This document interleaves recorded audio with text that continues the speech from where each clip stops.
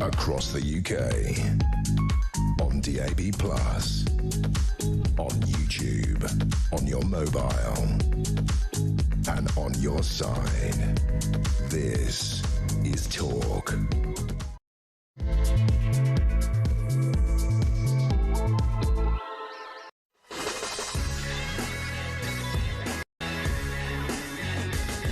Well, top of the morning to you. It is 2 minutes past 6. In fact, now it's just turned 3 minutes past 6 in the morning. Morning Glory, Mark Dolan here. A very big 4 hours to come. The COVID cover-up. Yes, the £200 million pandemic inquiry protects the establishment by claiming that lockdowns, masking and vaccine tyranny were essential. That's right, folks. It was all necessary, even though it destroyed the country. So we're being told that we should have locked down sooner. Boris has been thrown under the bus, whilst those responsible for the junk modelling, the prophets of doom at Sage, and the political and media class who back lockdowns are all claiming victory. Well, I beg to differ. And that's the topic of today's Dolan's Dispatch at 9 a.m. And I'm not pulling my punches. Today's Dolan's Dispatch, Mark Gale, might get me cancelled. Good.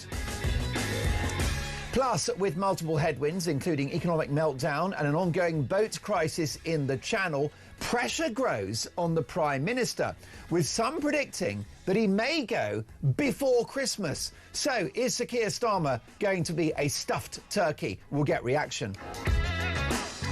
And is his tough-talking Home Secretary, Shabana Mahmood, the dark horse candidate to replace him as Prime Minister? And on the subject of Mahmood, are Labour serious about tackling soaring immigration? And will making illegal immigrants wait up to 30 years for indefinite leave to remain stop the boats? What do you think? Are you convinced? 0344 499 1000. Can Labour stop the boats? Is there hope in this new Home Secretary, Shabana Mahmood? She's making all the right noises, but will she see it through?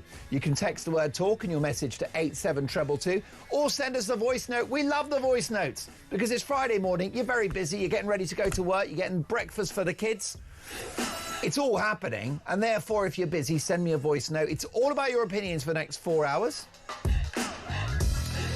You will not believe this story. On a Friday, we like to have a bit of fun as well, and we know about trigger warnings on comedy shows for the 1970s. The only trigger warning, by the way, for a comedy show in the 1970s should be the programme you're about to watch is funny. I know. How strange is that emotion to watch a comedy show that makes you laugh? Well, the latest madness, woke madness. Balloon animals, OK? You know when the guy in the street blows up a balloon, you're dressed as a clown, gives it to your little kid? Well, the balloon animals are now being given a trigger warning, right? It's a health and safety nightmare, a balloon. Well, I'll be pricking that balloon this morning. What I want to ask you, imagine being triggered by a blow-up balloon. So my question at 5 minutes past 6 on a Friday morning, what triggers you?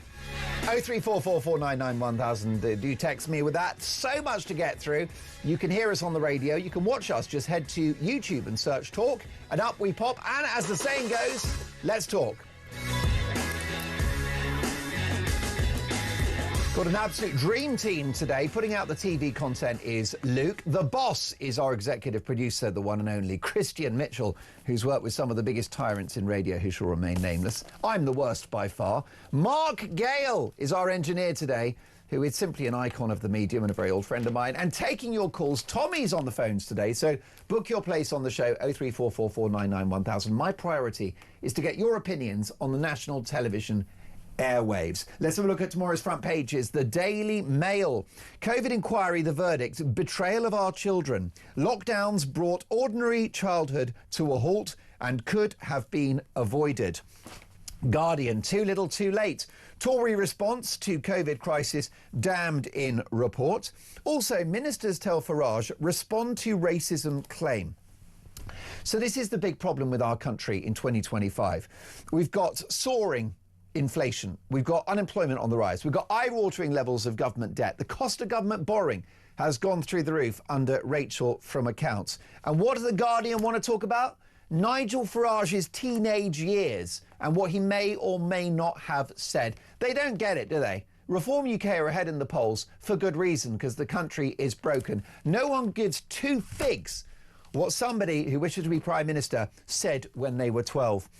The Times newspaper, inexcusable pandemic delays cost 23,000 lives. Can I point out that that figure of 23,000 lives is based upon the junk modelling, which was discredited under Captain Pantsdown himself, Neil Ferguson. So I don't buy a word of it, I've got to say. Embassy set for approval despite China spying fears. The Daily Telegraph, the £200 million COVID I told you so. Costliest inquiry in British history tells us what we already knew. Lockdown was not necessary. Problem with that inquiry is it said we should have had the lockdown sooner. Is there any country in the world that locked down sooner, that prevented deaths and that had fewer measures as time went on? Of course not. The countries that did well are the ones that did not lock down at all. The numbers are in. Sweden, Texas, Florida, vast sections of Africa and Asia, all of whom, surprise, surprise, had better outcomes than us. Also, the unstoppable rise of Shabana Mahmood is the other story in the Daily Telegraph. Would she be a better Prime Minister than Keir Starmer? Let me know. 0344 499 1000. Middle-class families face unlimited council tax increase is the other headline in the Telegraph. The Sun newspaper, Britain's best-selling newspaper, and for good reason. Lockdown avoidable, says The Sun. And exclusive, and this is massive, new BBC nightmare, Strictly in rape arrest number 2. A Strictly star has been arrested on suspicion of raping a woman after a BBC event. It comes less than 3 months after another star of the BBC's flagship dance show was arrested for an alleged rape. Is there any connection between the departure of Claudia Winkleman and Tess Daly with these serious allegations against a second unnamed star on the biggest show on TV? Is that why they've moved on? What do you think about Strictly? Has it had its day? It's mired in scandal. The headlines should be the foxtrot and the tango, but instead it's disgraceful stars with allegations against them. The I paper now, Johnson's toxic leadership blamed for 23,000 deaths. It's funny, isn't it, how the left-wing establishment have decided it was all Boris's fault. Nothing to do with the virus that impacted the entire world. No, it was Boris that was the man with blood on his hands. Do me a favour, he was not a perfect Prime Minister by any means, but he's one of the few figures in Western politics in the course of the pandemic who was reluctant to put us into lockdown, and rightly so, given the damage that we have since seen.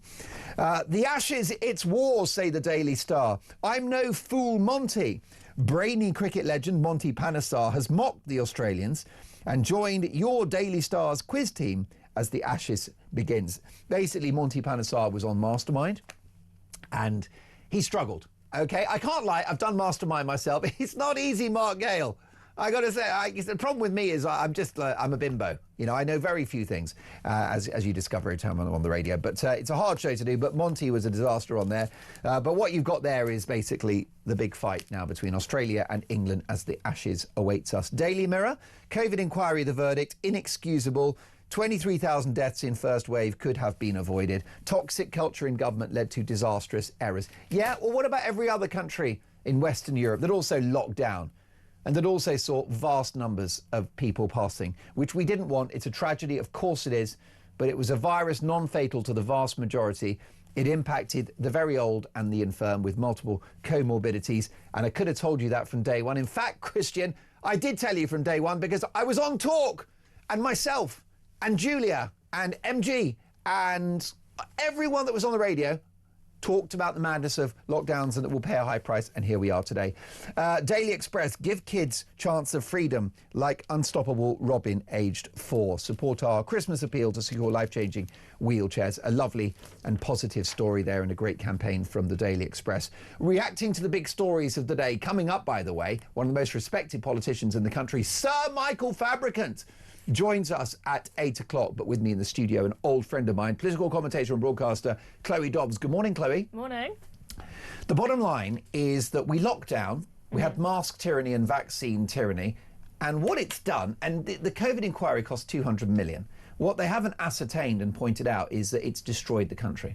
No, they haven't. The whole focus has been on why didn't you lock down sooner and harder to save all of these lives. They had to fight to get any consideration of the impact of children in the inquiry. When they initially launched it, they were refusing to even look at the impact on young people, which was insane because this is one of the most devastating impacts that's come out of the inquiry. Yeah. They did eventually, after being a lot of campaigning being forced, they were forced to do so, and that is on one of the front pages. I'm glad that that has been looked at, but I'm quite surprised from the front pages how welcoming a lot of them are of this judgment, saying, oh, they're just saying lockdown wasn't necessary at all. That's not really what they're saying. No, it's a misleading headline, isn't it? It is misleading. And although it says, oh, if you had lockdown sooner and harder or taken really strict measures initially, you would have never needed lockdown. What they're kind of essentially trying to say there is, if you had taken really strict measures with, for example, social distancing, that was in there in the report. And I'm thinking, hang on, I thought we proved that standing 2 metres apart doesn't really do anything. All of that. Remember all the stickers in the shops and everything where you had to stand 2 metres apart even when you were outside, as if that would have done the trick. Well, I'm pleased to say... This is saying that if you had done that at the beginning, that COVID would have just disappeared. But we knew when we did these lockdowns, whenever we came out of them, eventually then the R rate would go up again. And then we get the R rate. So the idea that if we did that, then lockdown wouldn't have happened later on, it is just crazy. And it says 23,000 lives, and I almost feel slightly bad for Boris today because they're making it out on the headlines as if he has killed 23,000 people. But the reality is that we know that, for example, on the death certificates, if somebody had COVID and then got hit by a bus, they would be recorded as a COVID death. And we know every single year, a lot of old people who are on their last legs, who are very frail, they get a cold, they get a bit of flu, and that is the thing that pushes them over the edge. And that is what happened for a lot of people with COVID, right? But we don't get a daily update of how many people have died of the flu every single day in the winter normally, which is why when you see a figure like that, 23,000, it sounds devastating. Every week. Yeah, that's right. Well, I'm delighted to say that we have taken some safety measures this morning on Morning Glory. This is a brainchild of producer Christian, and I'll tell you it's outstanding, okay, because we're getting ready for the next pandemic, folks, which is why if you're watching on YouTube, jump on YouTube now if you can and search Talk, and you'll find the live output there, and you will see that I've got Stay Home, Protect the NHS and Save Lives right in front of me as a wonderful slogan for today's show. Here's a question: in a future pandemic, would you agree to be locked down? Would you agree to be masked? Would you go for vaccine tyranny? Because that is the view of this 200 million quid inquiry, is that if we have another pandemic, we need to go harder, which means more debt, more depressed children, a longer NHS waiting list, and more of an impact on our civil liberties. Surely we don't want to go down that route. What triggers you? Good morning, Mark. Keith Starlin and his lunatic Labour Party trigger me with their total incompetence, hand-wringing hypocrisy and downright lies. That's before I hear his droning, boring, monotone voice and the BS that pours out. Sean in Gloucester, not sitting on the fence this morning at 15 minutes past 6. Paul says, good morning, Mark. What triggers me? Starmer's voice. As soon as I hear it, I know I'm going to be lied to at a cost to me. Paul in Stoke, you're like, oh, Keir Starmer, when he opens his mouth, my father was a toolmaker. And what an unedifying video that was, in which he uses his own son to gain political popularity. Seriously, when you're a politician, the way that you win hearts and minds is running the country properly, having a growing economy, secure borders, law and order on the streets, none of which are being achieved by Keir Starmer. So he decides that he's going to deploy his son to make himself popular. It ain't going to work. Sharon says, good morning, Mark. Always good to see you on a Friday and to see lovely Chloe in the studio with you. I think Shabana Mahmood is what the Labour government needs for a good, strong leader. She's the only Home Secretary that I can see is doing something about illegal immigration. I think she'll do a good job. And that is Sharon in Staffordshire, with a surprising note of positivity in regard to this Labour government. Is Mahmood the only chink of light within this current administration? Would she be a better Prime Minister? Let me know. Boris Johnson, damned if he did and damned if he didn't, says Pete the Mole. Nobody knew what COVID was and how it would affect people. Well, let's take a listen to Baroness Hallett, who has charged you and I £200 million for this ridiculous, in my view, establishment stitch-up. But here she is on the subject of lockdowns. The inquiry does not advocate for national lockdowns. Far from it. restricting people's liberty in such a draconian fashion, with all the devastating consequences, should be avoided if at all possible. But to avoid them, governments must take timely and decisive action to control a spreading virus. The 4 governments of the UK did not. And let's take a listen to Baroness Hallett on the alleged 23,000 lives that could have been saved. The failure to lock down earlier may have cost lives. Had the lockdown been imposed 1 week earlier than the 23rd of March, the evidence suggests that the number of deaths in England alone in the first wave up until the 1st of July 2020 would have been reduced by 48%. That is approximately 23,000 fewer deaths. Now, I don't know where she gets these figures from. Apparently, it's based on the junk modelling of Neil Ferguson, which obviously was discredited. The problem with the junk modelling, Chloe, is that it shaped government policy. It was always more pessimistic. None of it came to light. The NHS pretty much closed its doors. It shuttered for 2.5 years, which is why we've got a waiting list still of almost 8 million people.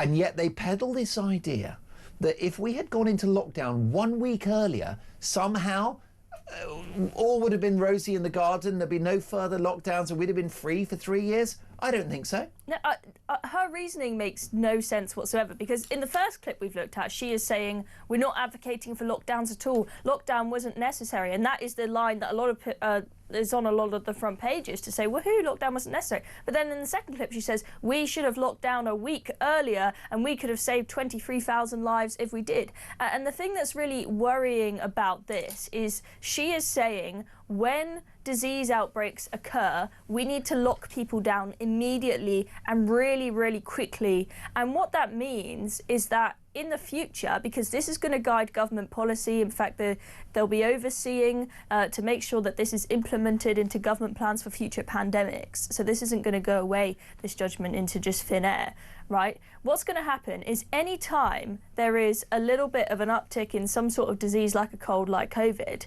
they'll say, right, let's just shut down the whole economy, shut down all our lives, because we have to move immediately as soon as we see any spike in any kind of virus.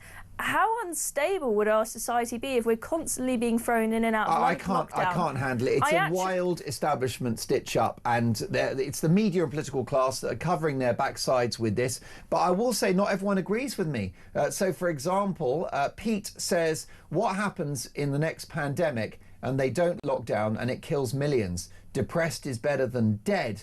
And Tony says, hi, Mark, Boris Johnson should face prosecution. That's Tony. Anna in Surrey says, good morning, Mark. I work very closely with feline coronavirus, a similar virus. So when the lockdown rules came out, I actually laughed and completely ignored them. I wore no mask and had no vaccinations and never caught it. Anna, how strange. You weren't jabbed, you didn't wear a mask, and you're still alive. You're a walking miracle. So much more to come. Next up, would Shabana Mahmood be a better Prime Minister than the current Sir Keir Starmer? That's next.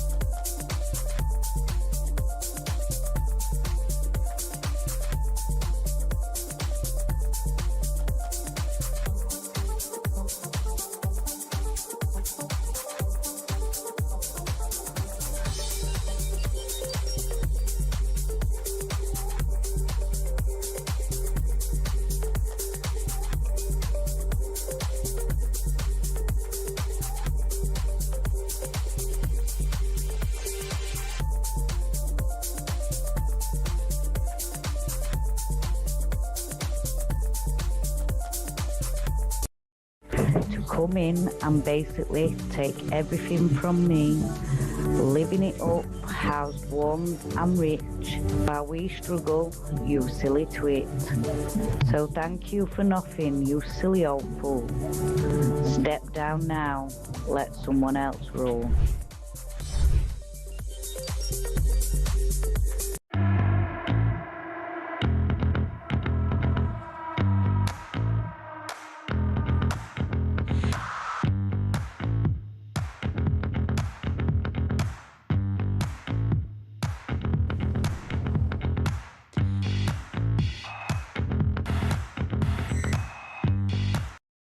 Across the UK, on DAB+, on YouTube, on your mobile, and on your side. This is Talk. Morning Glory, 23 minutes past 6. A very, very big 3.5 hours to come. I've got tomorrow's front pages and some great guests joining us across a range of issues. With me in the studio at the moment is the political commentator Chloe Dobbs. And Chloe, Shabana Mahmood seems to be the politician du jour of this country. She's talking tough on immigration with plans that will include measures to prevent people that have entered the country illegally from gaining indefinite leave to remain for up to 30 years. Will it work? Will her measures stop the boats? Well, if she were able to actually implement them, I think that they would go some way to stop the boats. Maybe not entirely, because she's not going so far as to deport every single person that turns up on a boat or to turn the boats around. Yeah. But I think that these would reduce a lot of the cushy benefits that people get when people come across the channel. But the reality is, I highly doubt she's going to be able to implement it.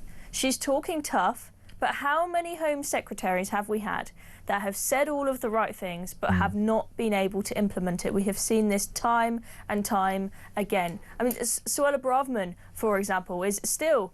today, we're always hearing her talking tough on immigration, talking about how much this matters to her. And when she was there, she says that she tried everything, but the blob and Rishi Sunak stopped her from implementing the policies that she wanted to. And bear in mind the fact that that was Suella Braverman in a Conservative party. We're talking about Shabana Mahmood in a Labour party with members of Parliament that are much more left-wing ideologically than what she is proposing. You've got a lot of backbench MPs getting furious about these policies, thinking that they are inhumane and too cruel.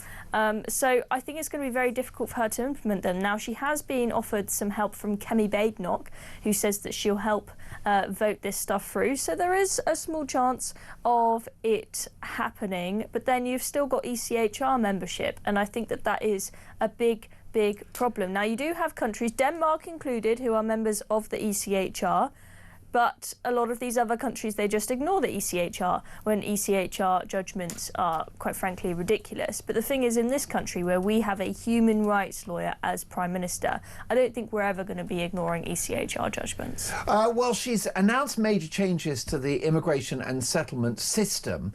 The standard span for applying for indefinite leave to remain is being doubled from 5 to 10 years. With some people, if you've entered the country illegally, 25 to 30 years before you can settle or hope to settle. Why didn't the person that you mentioned, the former Tory Home Secretary, Suella Braverman, do that? We're getting more from Labour than we did from the Tories on immigration. Yeah, she's put out a long list of policies. High earners will get a discount. In other words, if you're pulling in 50, 60 grand a year, 100 grand a year, the message for the Home Secretary is you can stay. Why didn't the Tories do that?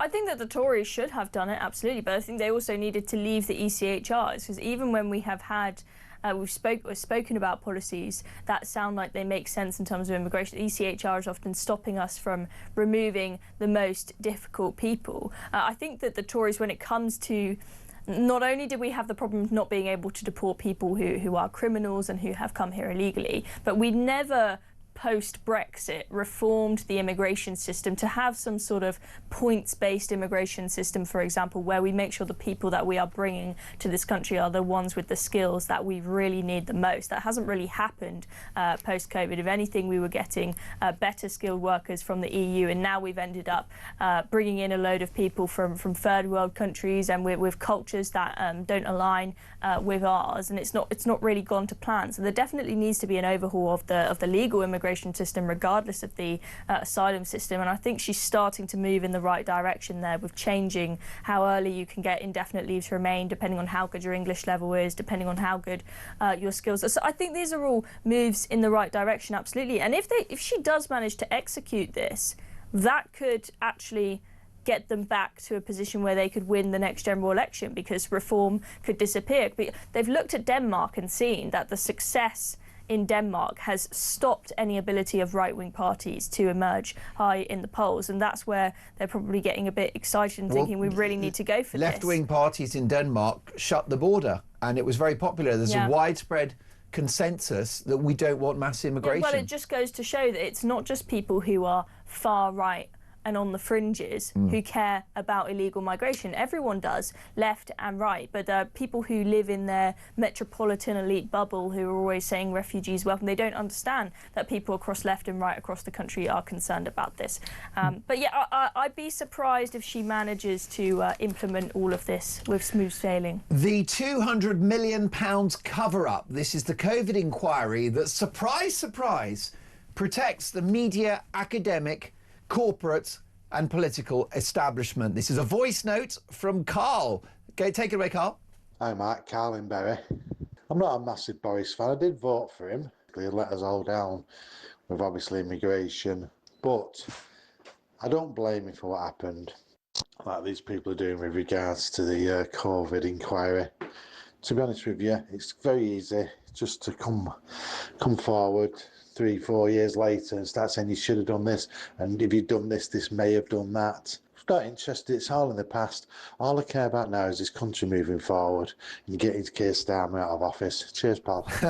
Carl, wishful thinking. That's a brilliant voice note from Carl on the COVID inquiry. Great message here from a listener to the show. Good morning, Mark. It's typical of the political and governing class. They say we should have locked down quicker, even though the evidence says the total opposite. They apply the same logic to the economy and everything else by doing the polar opposite of what is needed. Sean, you're so right. We should make energy cheaper by scrapping net zero. That will boost the economy and make life easier for people shivering in their homes this winter. We should close the border so that we've actually got safety on our streets and manageable numbers in this country, given our creaking infrastructure. And we should reduce taxes so that the economy grows, so we can have national income, which pays for the nurses and the doctors and the school teachers and all the rest of it. You've got it worked out, Sean, in Gloucester. I've got it worked out, but unfortunately not the establishment. So there you go. That is the story of the day. The lead story is this pandemic inquiry, which in my view is an establishment stitch-up. But let me know if you disagree. And here's my question this morning. What sacrifices did you make during the pandemic? If we're being told that the lockdowns weren't necessary, what did you go through? Tell me your stories. And how angry are you with the inquiry findings, given the fact that if they'd been in charge, OK, Baroness Hallett, she'd have locked down earlier. And if you think that we'd have had less lockdowns by going a week earlier, do me a favour. So lots to get through. 03444991000 is the phone number. This is Morning Glory on the...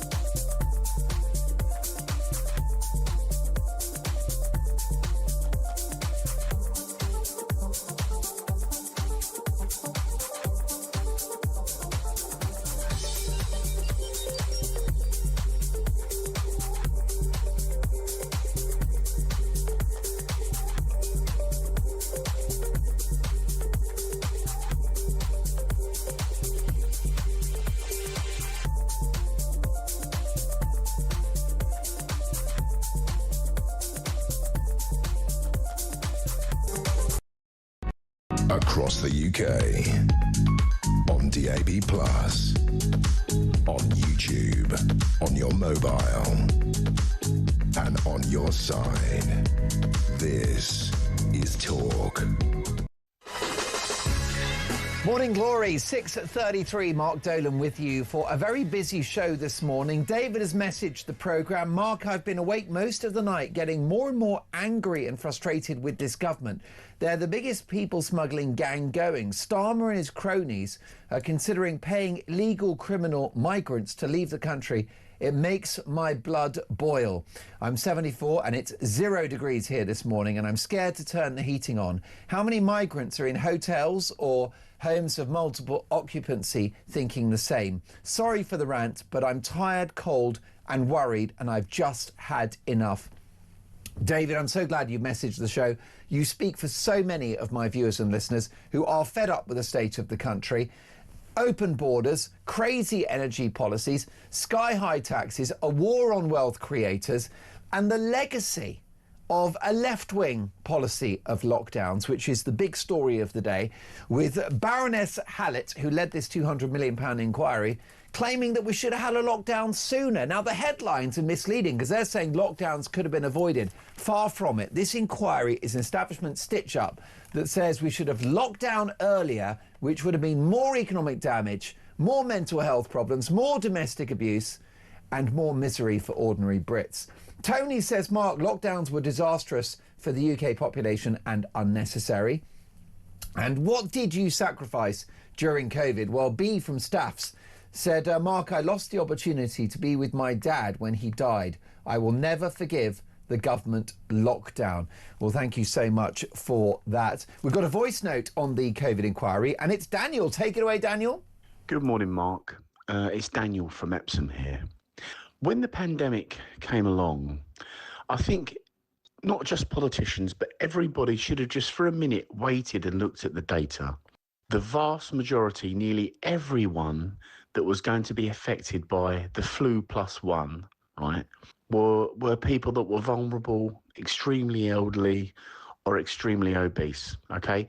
If you were really, really, really old and in bad health, you were vulnerable. What should have happened is all of the money and resources should have gone into protecting those people that were actually vulnerable. And everyone like me and my family and most people in the workplace that weren't really going to be damaged or affected by it should have been allowed to continue with their lives. A brilliant, brilliant voice note from Daniel on the COVID inquiry. Let's have a look at today's front pages. Daily Mirror, inexcusable 23,000 deaths in first wave could have been avoided. The newspaper, Johnson's toxic leadership blamed for 23,000 deaths. And the Times, inexcusable pandemic delays cost 23,000 lives. I will say, Chloe Dobbs, who's with me in the studio, that this feels very politicised and it's another opportunity to bash the Tories and to bash Boris. Yes, absolutely. I couldn't agree more. As I said earlier, I almost feel bad for Boris because of the front pages today, making it out as though he personally is responsible for 23,000 people dying that didn't have to die. Now, I have my frustrations with Boris, but not for that. I'm frustrated with the fact that Boris locked us down for so long, and not just once, but over and over and over again. It was 2 years of us being in and out of lockdowns endlessly. That's my frustration with him. But for him to be blamed for not locking down soon enough, immediately, as soon as we heard that there was some virus from China. And I don't blame them for taking a minute after you hear there's some virus, some sort of flu-like cold from China, what are we going to do about it? To not immediately go, we're going to take away everyone's civil liberties and lock them in their homes. To actually say, oh, let's wait a minute to actually see what this virus is and try. They didn't have any data about this. This was a brand new virus. For them to actually just hold on and wait for a moment before ruining our lives, locking people in their homes, causing domestic abuse rates to go through the roof, ruining children's futures, I think was the right thing to do. It turns out we didn't need lockdowns. So what did you go through during the pandemic? Well, Rachel says, hi Mark, it's Rachel here. During lockdown, I was pregnant with my daughter. It was a hard pregnancy with lots of complications. All of my midwife's appointments were cancelled from 16 weeks, and I was left feeling scared and alone. I ended up having sepsis. Rachel, that's extraordinary. You know, you're welcome to call the show, 0344 499 1000. Tommy will take your call and we'll put you on air. That is a shocking story, and this is the problem. People sacrifice so much for the lockdowns that we're now told, surprise, surprise, were not necessary. But Baroness Hallett, if she thinks that if we'd gone a week earlier, that somehow there would have been no lockdowns, that is fantasy. The problem was the lockdowns in the first place. Would Shabana Mahmood, Chloe Dobbs, be a better Prime Minister than Sir Keir Starmer? I think almost anybody would be. Although, no, sorry. Mr. I take Blobby, that, maybe not Edna Jeremy Band Clarkson, or Angela Piers Rayner. I think Shabana Mahmood probably would, in that it feels as though at the moment, at least, that she has some sense of conviction. I take that with a little bit of a pinch of salt, though, her fiery tirade against the migrant pretending? Crisis. Is it all an act? There are a couple of old clips that have emerged. So there's one from a few years ago when she was a backbench MP saying that we need to have an amnesty on all illegal workers in this country and just let them all stay. And then there was another one of her where she's gone out, I think to Italy, or gone to another country, and she's out on the front lines, and she seems very welcoming of the migrants coming this way. So she's also been on pro-Palestine marches as well back in the day. Yes, exactly. She ticks all the left-wing boxes. I'm a little bit sceptical, but it doesn't take much to seem like you've got a bit more conviction than Keir Starmer. And I do get the impression that she is starting to recognise this issue. Now, I think she's right to point out the division that it's creating in this country. And rather than just dismissing the protests and the riots that we saw last year as it's all just far-right thuggery, actually saying there is an issue here that needs to be addressed if we don't want this kind of division to go on. She's starting to understand the root cause of those protests and riots, which I think is very important. But as I said before, I highly doubt that her Labour MPs, the judges, the Whitehall blob will allow her to get these policies through. Johnny is responding to the pandemic inquiry on the text board, and he says, Mark, I wonder if the COVID inquiry looks into the wastage. I spent 2 entire weeks in my HGV, my heavy goods vehicle, taking brand new unused PPE to a well-known recycling company for incineration.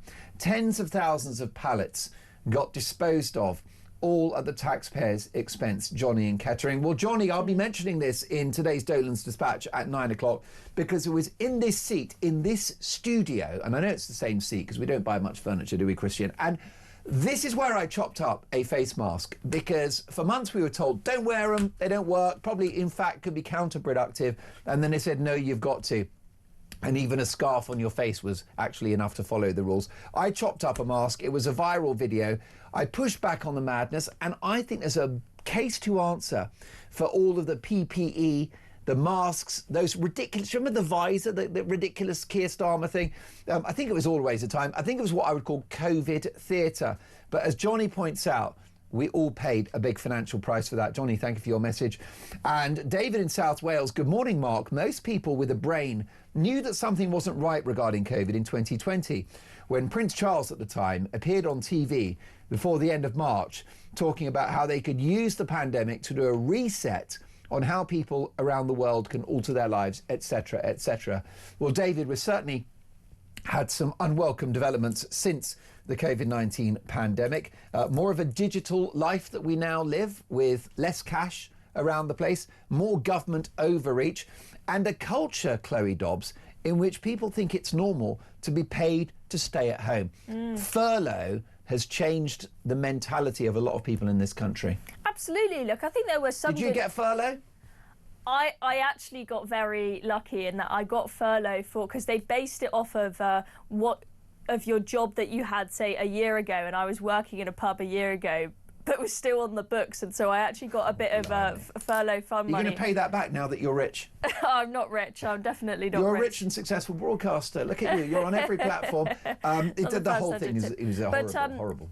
Yeah, we learned some things. For example, I do think that it was good to recognise that we can use this thing called Zoom sometimes for the odd quick meeting, rather than business leaders having to fly to another country to have a 1 hour meeting and so on. And hybrid working has its benefits, but you have got a lot of people who are at home refusing to come in. I'm hearing that companies are having to offer loads of freebies. They've got to have free gym at the office. They've got to have free lunch. They've got to have all the cupcakes everywhere just to get people to turn up to work. We had civil servants saying, we're going on strike because we don't want to come to work 2 days of the week. That's absolutely ridiculous. So the UK's always had a big productivity problem, but that's been exacerbated. But I mean, the long-running effects of this are huge, and this inquiry hasn't focused on this. You were just speaking to or looking at the message from one of your viewers there about appointments at the hospital being cancelled, which she was pregnant. I want to see the headline from this report, not being how many more deaths could we have avoided if we'd locked down sooner, but how many people died as a consequence of these measures from, for example, cancer screenings being delayed, cancer treatments being delayed, and all sorts of other appointments. And the like number Rachel, of people that died as a consequence my listener of that. Rachel, who was heavily pregnant and couldn't get a midwife's appointment. I mean, what's more important, you know, somebody at the very end of their life with multiple comorbidities, or a young mother-to-be? I'm so sorry. The young mother-to-be is far more important. And I can't remember exactly and you have what to make these choices. Was, didn't we have in a medical crisis, you have to decide. You couldn't have the dad in the hospital when you were giving birth because they didn't want people in the hospital. Oh, the whole and also, and you mentioned the one of our callers saying that they weren't able to see their father in their last days. That's horrifying. Both my grandparents passed away during the pandemic, not of COVID, but during that time. I wasn't able to go see them at all when they were on their last legs to say goodbye. It's tragic. What sacrifices did you make during the pandemic? What lockdown sacrifices did you make, which we're now being told were not necessary? What about the cost of the COVID inquiry? £200 million. That's your money and mine. This is a voice note on that very subject from Perry. 200 million. When I saw a clip of the COVID inquiry, it was like a white room. It had some chairs and some IKEA desks. How on earth did it come to £200 million? I wonder how many MPs and people and members of Parliament had shares in the law firms. 200 million for a room with a few desks and some IKEA chairs. Rip off.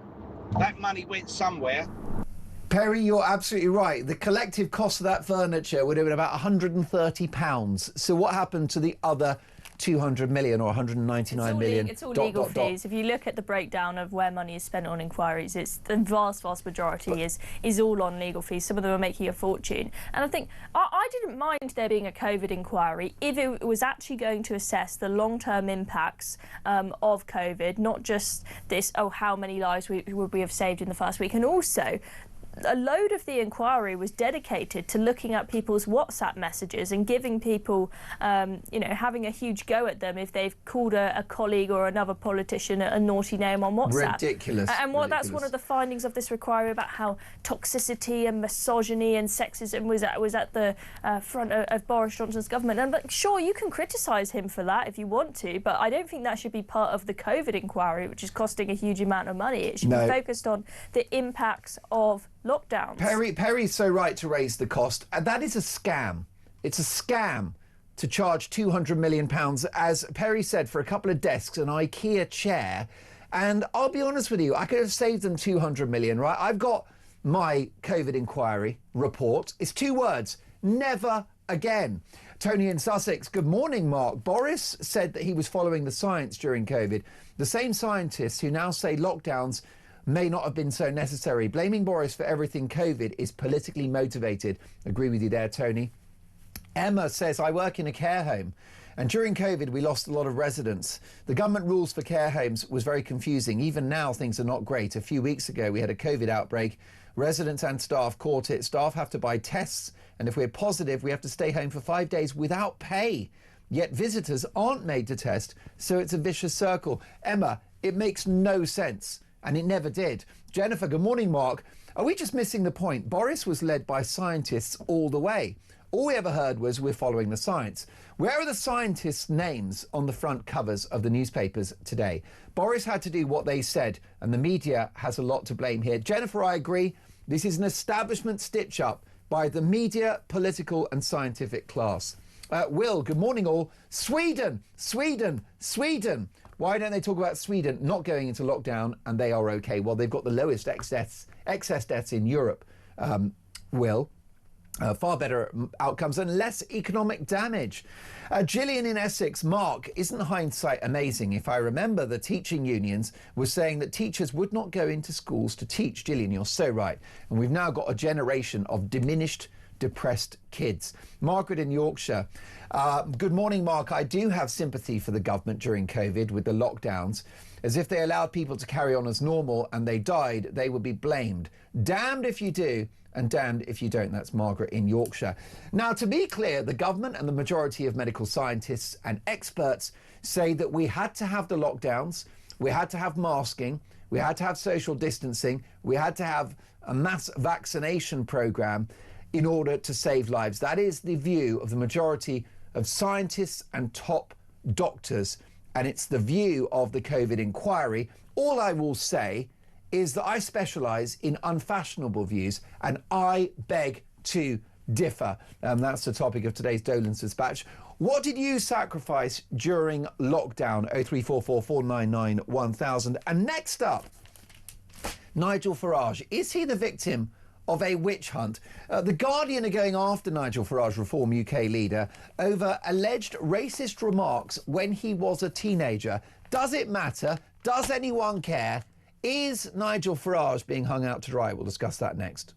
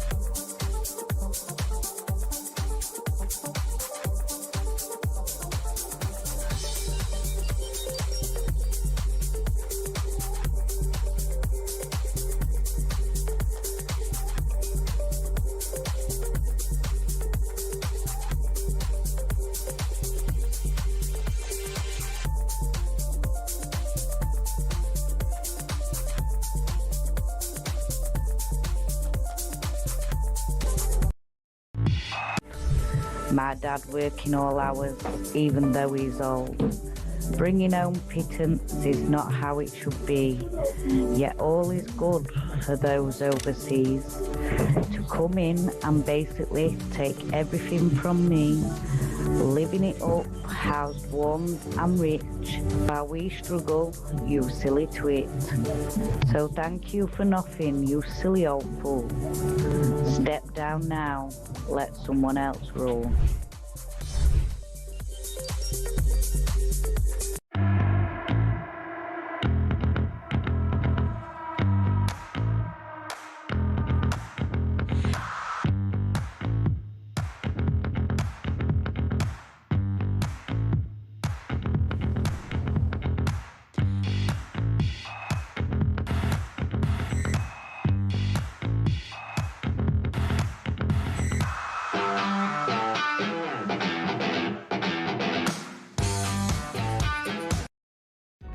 across the UK. On DAB+, on YouTube, on your mobile, and on your side. This is Talk. So it turns out we did not need the lockdowns after all. What sacrifices did you make during the pandemic? 03444991000. Text the word talk in your message to 87222. The Guardian newspaper, ministers tell Nigel Farage, respond to racism claim. Cabinet ministers have described detailed and multiple allegations of teenage racism by Nigel Farage as repulsive, and repeated the Prime Minister's call for him to address the claims. Liz Kendall, the Secretary of State for Science, Innovation and Technology, said she was appalled by the accounts reported by The Guardian. The Welsh Secretary, Joe Stevens, asked how far the Reform UK leader had changed his views.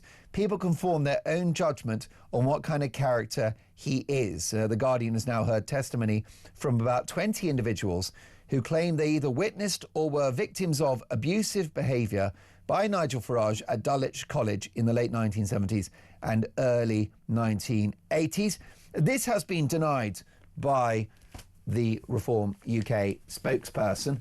This is just a political witch hunt, isn't it, Chloe Dobbs? Given the fact that the country is dealing with inflation, rising unemployment, high energy bills, crumbling infrastructure, illegal immigration, Nigel Farage's remarks when he was 16 are hardly of great national importance.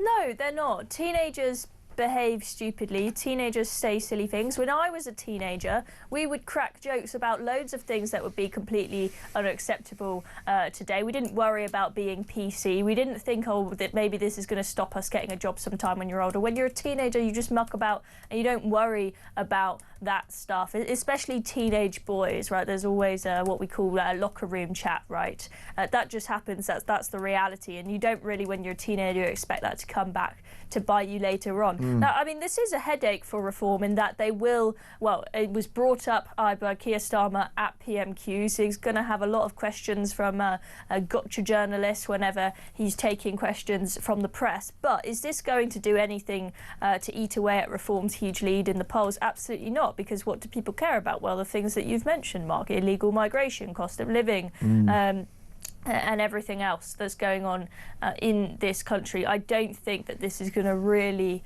cut through to voters. All it is going to do is make the people that already despise Nigel Farage despise him even more. This is just desperation, isn't it? Yeah, absolutely. There's no evidence for these allegations that are being made. It's he said, she said. It's decades ago. This is a mainstream politician who simply wants to grow the economy, get the country to live within its means, bring down energy costs, and police our borders. I mean, this is not exactly, you know, sort of Second World War, sort of Hitler's Germany, is it? No, absolutely not. And the idea that having border control makes you some sort of Nazi is for the birds. I mean, it's only until very recently that most modern nations have believed that having a border makes sense for national security, right? If these comments came out that Nigel Farage had sung Hitler songs when he was a teenager, or whatever else his allegations were, and that added up with a set of policies in the Reform Party that suggested that he was some sort of racist and fascist, then yes, I would be absolutely concerned. But I think, I mean, for example, Nigel Farage, he is a strong supporter of Israel and its right to defend itself and the Jewish community. Okay, I know that from seeing him and listening to him as an adult. It doesn't concern me if he's made a joke about the Nazis when he was a teenager in school, when you muck about and you say stupid things. Yeah, well, most definitely, I couldn't agree with you more. What did you sacrifice during lockdown? The lockdowns that the COVID inquiry that cost £200 million says we didn't need. Russell in Derbyshire. Good morning, Mark. Of course there would have been less lockdowns if we would have done it earlier, as the inquiry lot would still have us in the same one. It's a very good point. If we'd gone an hour early, right, a week early, we'd still be in lockdown. Boris was and always will be a bumbling buffoon who made mistakes, says Russell. But everyone at the time did. His biggest mistake was listening to the so-called experts. What the inquiry should be focused on is the corruption and the failings of the media, government, civil service and experts to deliver the facts, not a political agenda. Russell, I agree with you there. And Cliff in Berkshire. Good morning, Cliff. Welcome to Morning Glory. Cliff says, good morning, Mark. People like me who are severely immunosuppressed due to an autoimmune illness had to be locked down, but most people who are fit and healthy didn't need to be. One thing that came out of COVID was that many people realised just how expensive it was to work by the time you paid travel and refreshment costs. Many companies and services realised that they could ration their services to just those parts which make the most profit. It's a very good point. We need to move on from COVID, don't we? We've got a big legacy of debts, long waiting lists in the NHS, mental health, all of that. But the problem I've got, my big concern with this inquiry, Chloe Dobbs, is that they're talking about getting ready for the next pandemic and having even more authoritarian, damaging measures. If we had another lockdown, briefly if you can, how are we going to pay for that? We can't. We're broke. It's simply not possible. Are we going to borrow another half a trillion? It's just not possible. Look at we're already spending $100 billion a year on debt interest payments. Rachel Reeves is struggling to find any cash to make ends meet at the moment. Partly, I'm blaming her as well. I'm not letting her off the hook, but it's partly because of all that cash we splashed during COVID. We'd be as broke as can be if we did it again. Never again, as you say, Never Mark. again. Well, I agree with you there. Listen, folks, is Keir Starmer under pressure now? Could he be gone by Christmas? Is he going to be a stuffed turkey? We're going to get reaction to that. Would Shabana Mahmood make a better Prime Minister? And are Labour serious about stopping the boats? Let me know your thoughts on that. 0344 499 1000. And what sacrifices did you make during COVID? So much more to come. This is Morning Glory.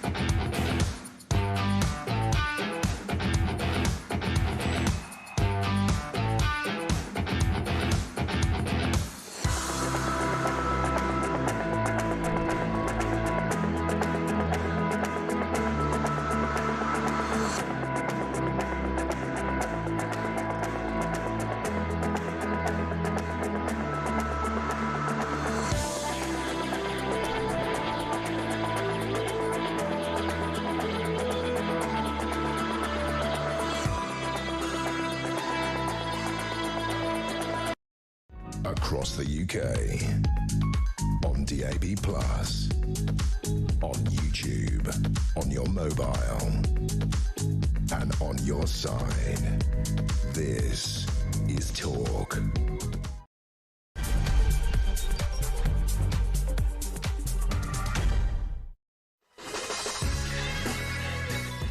Top of the morning to you. It is 3 minutes past 7. I'm Mark Dolan. This is Morning Glory. A big 3 hours coming up.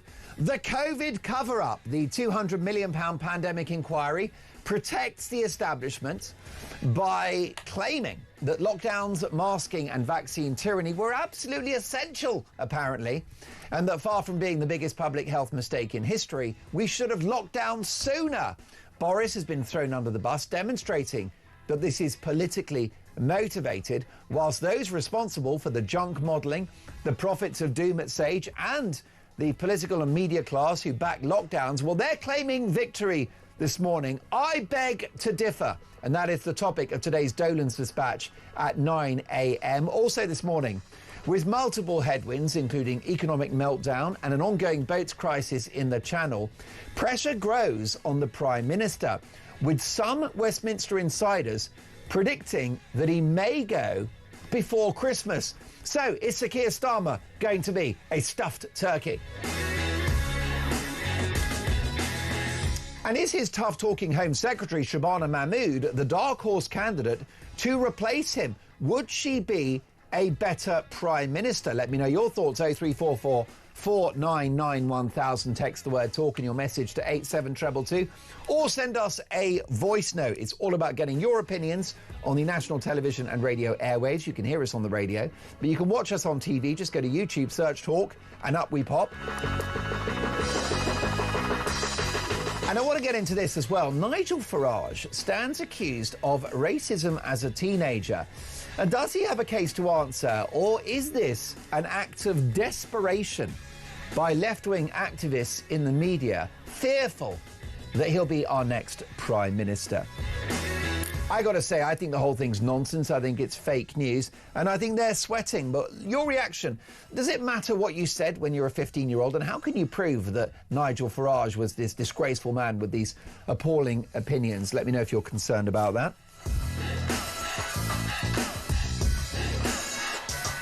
And what about the cost of that COVID inquiry? £200 million to basically defend the ruinous policy of lockdowns. Now, I want to know, what sacrifices did you make during the pandemic, given the fact that we're now being told we didn't need the lockdowns? Well, I've got to say, so many messages coming in on this one. We sacrificed our future during the pandemic, says Robert. We paid all of our staff full wages. We still had all our company bills to pay. We went from £90,000 to £3,000 in our banks. Robert there speaking about the impact on his business. Simon in Essex, good morning, Mark. The worst thing I recall in the pandemic were my two great-grandkids, 2 and a bit years old, in absolute terror when they saw adults other than their family for the first time after the lockdowns. I've never seen children so scared.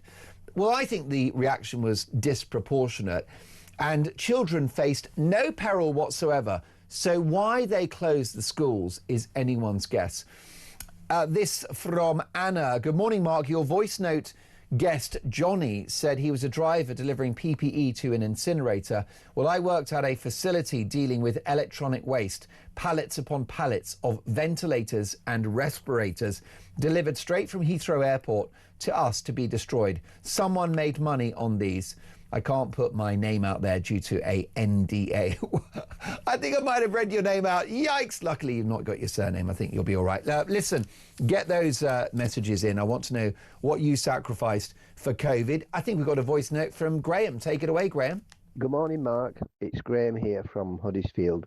What people forget about the pandemic is that the government were really forced to follow the science and follow the advice of the scientists. And if they hadn't have done, they would have been accused of going against the science and risking people's lives. And another thing is that it was the teaching unions that insisted that schools close. Boris didn't want to close the schools, I can remember, but the teaching unions insisted. So I really don't think we can lay the blame at the door of the government in a lot of cases. Graham, a brilliant voice note. I agree with every word of that. This from Cole in Birmingham. Good morning, Mark. My daughter was born 3 days before lockdown and she was stillborn. Cole, I'm so sorry about that. That's absolutely devastating. By the time of the funeral, he says, we couldn't have a service and only 6 people at the graveside, meaning my grandparents could not come to the funeral. Do I blame Boris? Absolutely not. I blame his advisors more. I also work in the funeral industry, and it was a crazy time for us. Very difficult, and difficult conversations were had.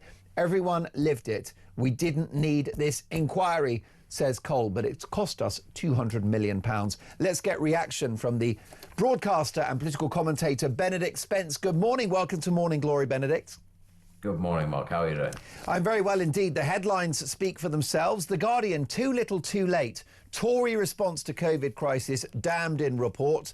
And Daily Telegraph, the £200 million COVID I told you so. Now, you and I were on air in the course of this pandemic, in which we both took the view that this was the biggest public health mistake in history, that it wouldn't save lives to lock us down, that we'd have enormous debt, a long waiting list, and a tsunami of mental health problems. Well, here we are in 2025, and an inquiry that cost £200 million wants to defend lockdowns.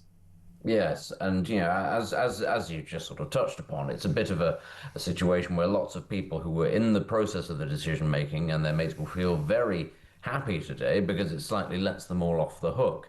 Obviously, Boris Johnson then gets to be the scapegoat, and you can understand why. And he does, I think, deserve a significant portion of the blame. He was the Prime Minister. I know that his advisors were pushing for all sorts of things. I know that Dominic Cummings was obviously very keen on the whole idea of lockdowns and was, unapologetic about this, as were many of the people that he was working with. But still, Boris Johnson was the Prime Minister, and he should have had the wherewithal and the fortitude to have pushed back against it. And I think the really concerning thing is now, with us all having lived through it and slightly memory hold parts of it, because actually it wasn't a particularly pleasant time what we were expected to endure. What this tells us is, of course, that lessons have not been learnt. And this is always the thing, isn't it, that we're told when we have an expensive public inquiry, which we have for almost everything in this country, is that lessons will be learnt going forward. And clearly we're all going to be sat here going, well, no, this appears to be the opposite of the lessons being learnt. If you were just saying, well, should have done the same, but more of it, should have done it, but harder, well, that doesn't sound particularly promising, does it? Well, we're living in this fantasy world, according to Baroness Hallett, Benedict, that if we'd gone a week earlier, we wouldn't have had lockdowns. If we'd had lockdowns a week earlier, we wouldn't have had lockdowns. That's just a flat lie, isn't it? I think that it was quite clear once the first lockdown happened that as much as anything else, the continuation of these lockdowns was a form of control, if nothing else. It was almost, you remember the mask mandate, right at the very start of the of the pandemic. Yeah. We were told masks don't work. And then one day the story changed. It was masks do work. And then it was you have to wear a mask, otherwise you're killing your grandparents. And it was as much about presenting the environment as much as anything else. It was a control technique. So do I think that that would have been the case? That if we just locked down harder and sooner, that somehow the people in favour of lockdowns would have been like, oh, that's all right, we don't need to have any more of them. Of course not. We would have absolutely continued to have locked down because that was their prescribed solution. What have you sacrificed during lockdown, which now we're being told wasn't necessary? A devastating message from Angela. Good morning, Angela. She says, hi, Mark. I sacrificed my health and mobility because of COVID lockdown. I couldn't get access to NHS appointments or diagnostic scanning, with significant delay of 6 months for an MRI. This resulted in the failure to detect a tumour in my spinal cord until it had damaged my mobility, bowel and bladder beyond repair. It's taken away my life. Had I been seen and diagnosed 6 months earlier, I may not have been as severely affected as I am today. Ruined my life. Angela, that is a devastating message, and my heart goes out to you. I'm appalled that your life was destroyed because the NHS, which is there for public health, refused to take care of your health, prioritising a nasty seasonal respiratory virus which impacted predominantly very old people with multiple comorbidities. You should have been a priority. You were not in that category, and now you've been left with the consequences. And unfortunately, Benedict Spence, Angela is not alone.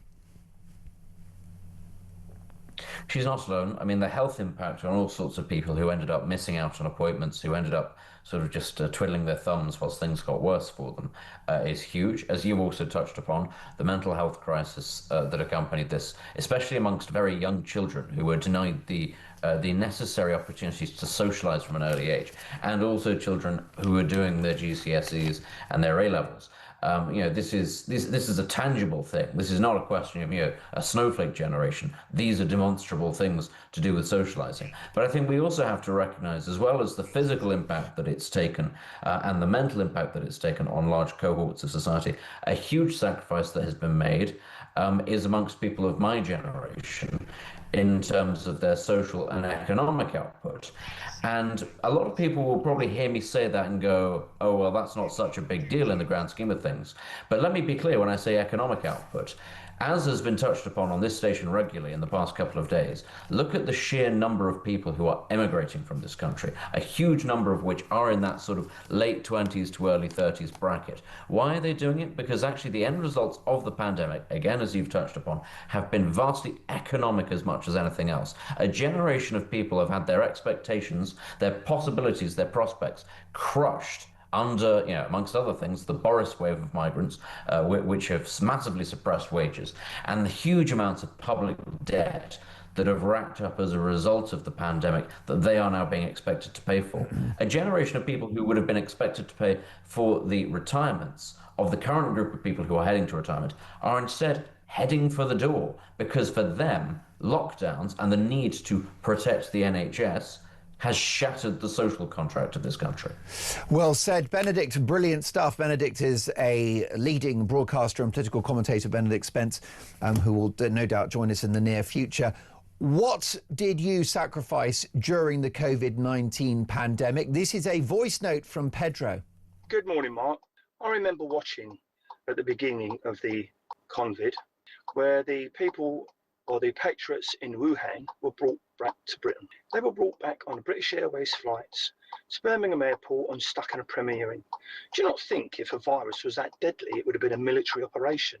Containment would have been key. But no, they got off the coach, or got off the airport into a coach with a driver that was dressed like he's going to Brighton Beach for the day, no PPE. Sitting behind him was someone in a full hazmat suit, and everyone else was getting on the bus with just a mask on. What a joke.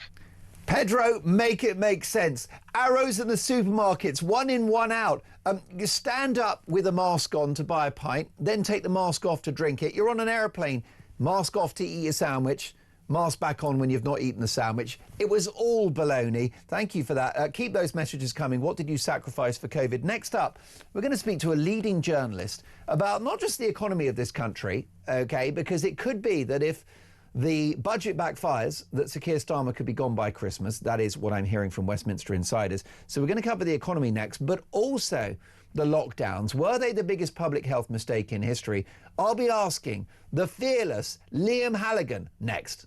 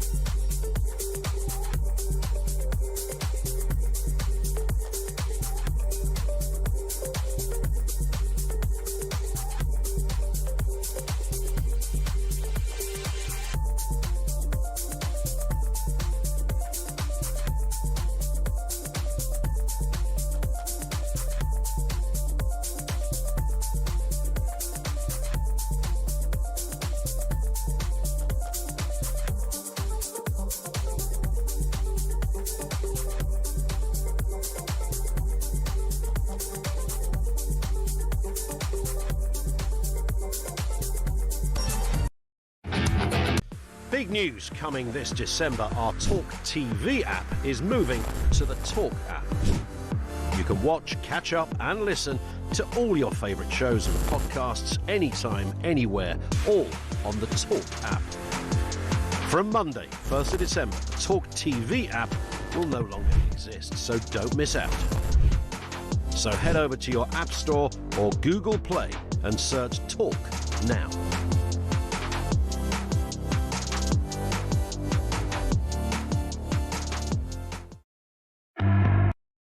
Across the UK, on DAB+, on YouTube, on your mobile, and on your side.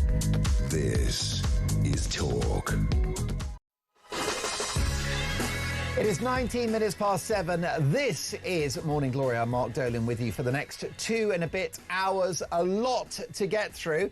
And I'll be honest with you, I think this is a COVID cover-up. The £200 million pandemic inquiry protects the establishment by claiming that lockdowns, masking and vaccine tyranny were essential and that we should have started earlier. If they think that if we'd gone earlier with the lockdowns by 1 week, that somehow all would have been rosy in the garden, I'm so sorry. They are living in fantasy land.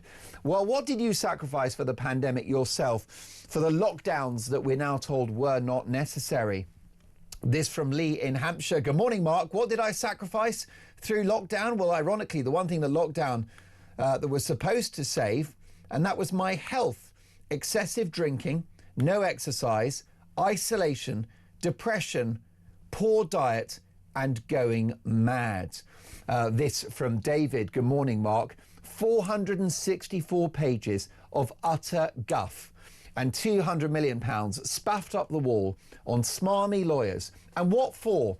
All to debate what happened between the 12th of March and the 23rd of March, and then to wee on my shoes and try to convince me that it's raining. We need an inquiry into the inquiries. They're just a gravy train for the London elite to take another bite at the taxpayers' cherry. David, a brilliant, brilliant message. I'll get to more of your thoughts in just a moment. We've got some breaking news.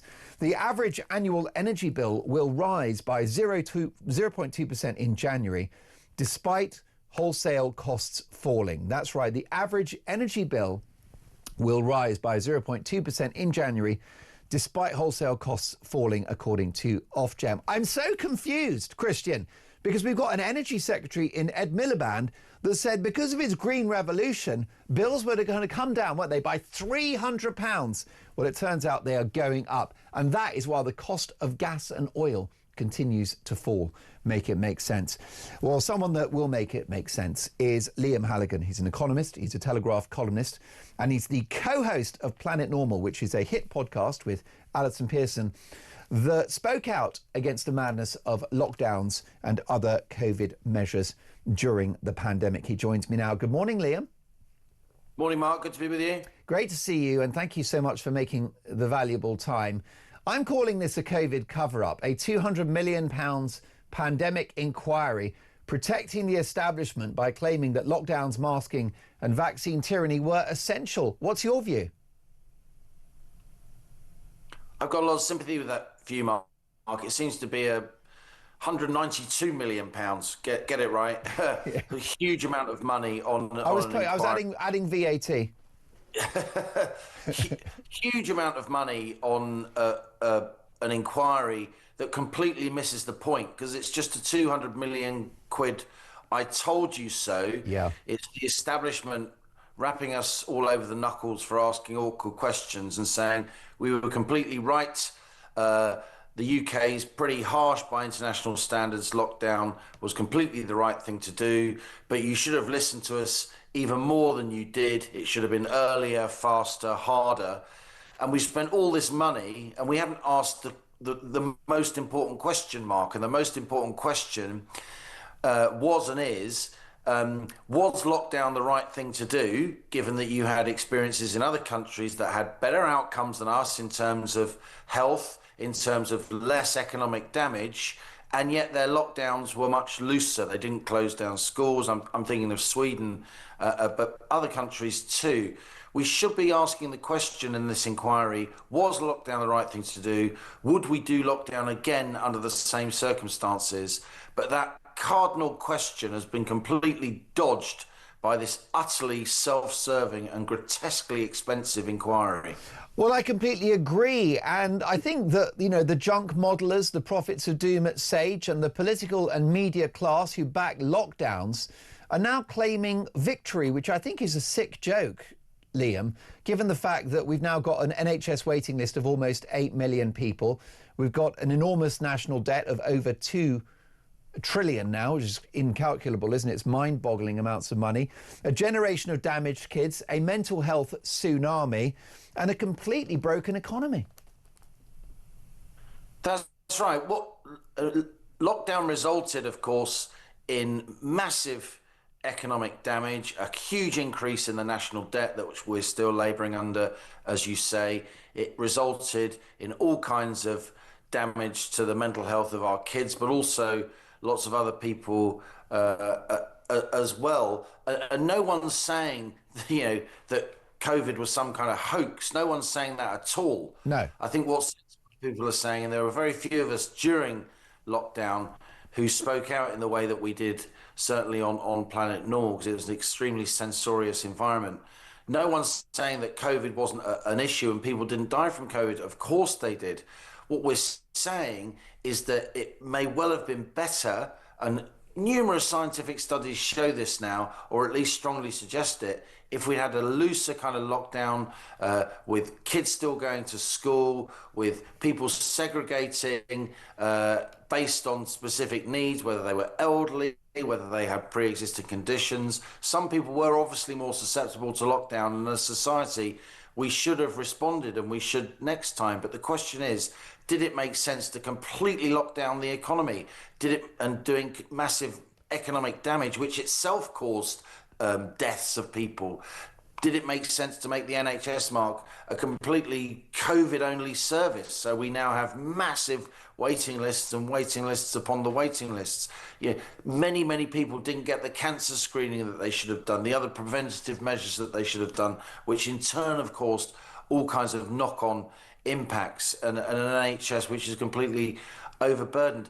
If you look around the world, Mark, if you look at the Italians, the Swedes, for instance, both countries responded to lockdown in a different way to us, but both have had pretty short, concise, well-focused inquiries in a matter of weeks and months, so the lessons can be learned. We've had this really drawn-out process.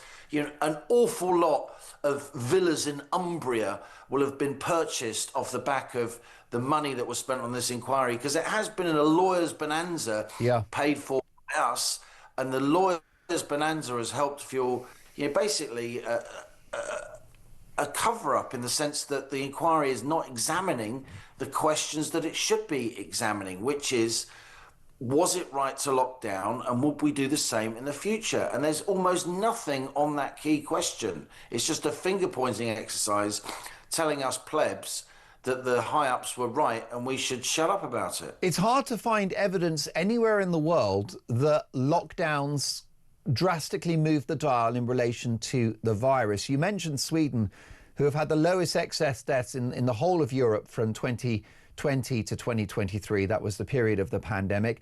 And there are states in America like Florida and Texas who had full football stadia, pop concerts. No one was wearing masks. It was like another country. Meanwhile, in California and New York, they were locked down for years. I think what lockdown showed is the kind of inherent censoriousness of lots of people in power. And once they get power, they wanted to assert that power. Yeah. And also, to be honest with you, while lockdown did bring out some of the best of us in terms of neighbourliness and looking after each other and so on, it did also bring out a heavy kind of snitch tendency and an informant tendency and a finger-pointing tendency. And that was really nasty, actually. That was really, really horrible, and I think it shocked quite a lot of people. Look, we've massively overspent on this inquiry. It's massively over-engineered. It cost far too much money, and the scope of it wasn't only wrongly focused, Mark. Let's be honest. It was deliberately focused, the scope, in order to avoid the key question. And the key question isn't should we have locked down on this day or that day. We're trying to prove counterfactuals there. You can never really know. The key question is to have a long, honest look at this, and were the high-ups, who obviously have very difficult decisions to make. No one's saying it wasn't difficult, and Baroness Hallett's report makes that clear. But were they right in principle to lock down the entire economy, to lock down kids, to make people stay at home by force of law, to completely shut down all activity or as much activity as possible? Because that has had enormous knock-on implications in terms of our mental health, in terms of our national debt, in terms of our sense of cohesion, in terms, Mark, of people just getting up and going to work. The long tail of this pandemic, how we responded to COVID, is going to be with us for years and years and years to come. And all this inquiry will do is add to a sense that the population was done to by high-ups, rather than the sense that this was a national emergency, an international emergency that we needed to respond to as a country, learn the lessons and move on. Well, definitely. Before I let you go, Liam, this is a voice note from Judith on the COVID inquiry. Take it away, Judith. Good morning, it's Judy from Altoffs, West Yorkshire. How did that lady come to the decision that thousands and thousands would have been saved if the lockdown a week earlier?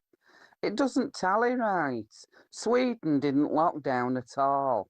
I think it had the same amount of deaths as we did, or even less. So I don't know how she's come to that.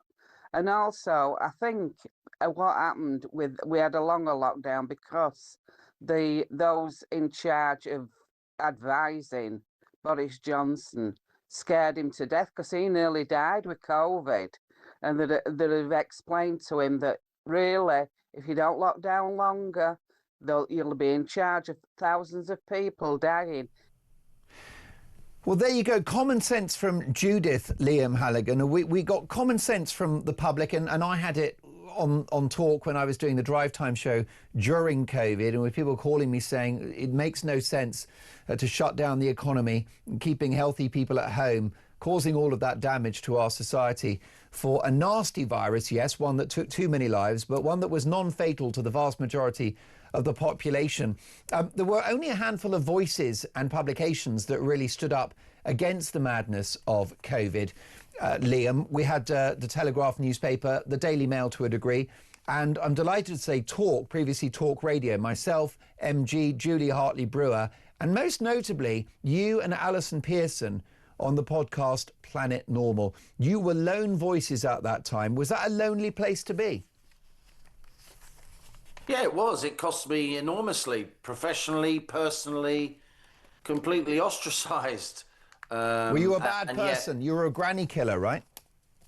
Yeah, right. Completely insane. And that was the kind of censorious environment that was there. And let's be completely clear. I think the Baroness Hallett's report, partly it's about the response of the devolved nations of the UK. I think it was outrageous how first ministers in Scotland and Wales were constantly kind of crank up the censoriousness. Certainly Nicola Sturgeon, she was always for longer, faster, harder, firmer lockdowns in order to try and shame England into doing even longer, faster, firmer, harder lockdowns. Yeah. It was a completely mad situation, and a lot of our politicians showed their worst side. I think the fact Boris Johnson's instincts initially were not to lock down, on the contrary, and then he got COVID himself, and the Prime Minister almost died. That is actually how it happened. And then I do think he wasn't the man he was after he'd previously been after that. And I do think political leaders were almost railroaded by a power crazed state into locking us down ever more. So I do think it was probably the biggest policy mistake in this country's certain modern history. It was an absolutely hugely, deeply damaging thing to do. And many other countries managed the situation a lot better than the UK did. There were good things done in terms of how we responded, but I think the overwhelming arc of the UK's response was far, far too censorious and dim, really. We should have been listening to leading epidemiologists around the world who we interviewed on Planet Normal under huge pressure, not to interview them, frankly, who said the best thing to do would be to have discretionary shielding. People can shield if they want to, if their doctor tells them that they should, and so on. But you don't lock down the whole country. You don't lock down the kids. You don't lock down schools. And that's the so-called Great Barrington Declaration after the place in the US where these three epidemiologists from the US met from leading universities around the world, declared that Great Barrington Declaration about how we respond to lockdown.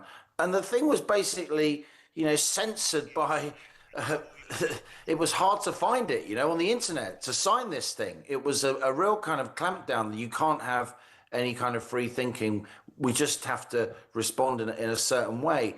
So I do think it was a really, obviously there were lots of deaths. No one's saying that there weren't. And there are massive human tragedies linked to lockdown in terms of people who caught COVID and then died under ghastly circumstances. But some of the really ghastly aspects of lockdown were caused by lockdown, if you know what I mean. The kind of madness that people can't go and see their dying relatives. And that, I think, showed, a real nasty underbelly of the state. There are a lot of state people involved who saw this as a power grab. And they grabbed power and influence. And some of them aren't letting it go.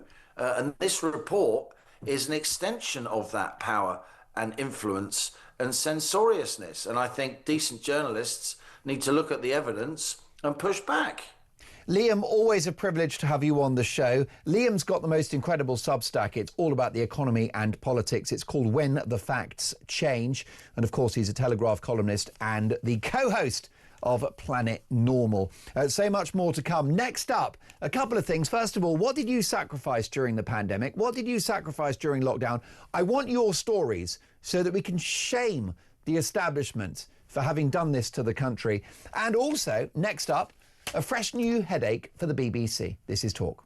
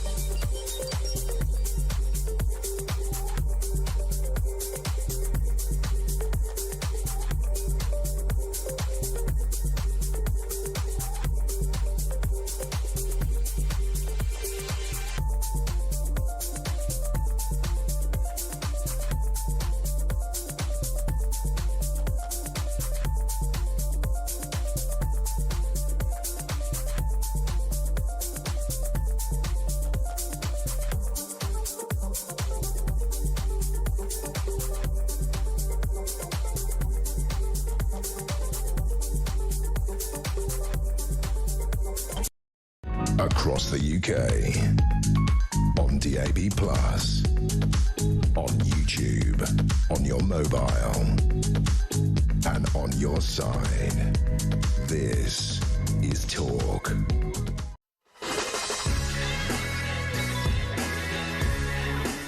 You are listening to and watching Morning Glory, 7:38. Mark Dolan with you until 10.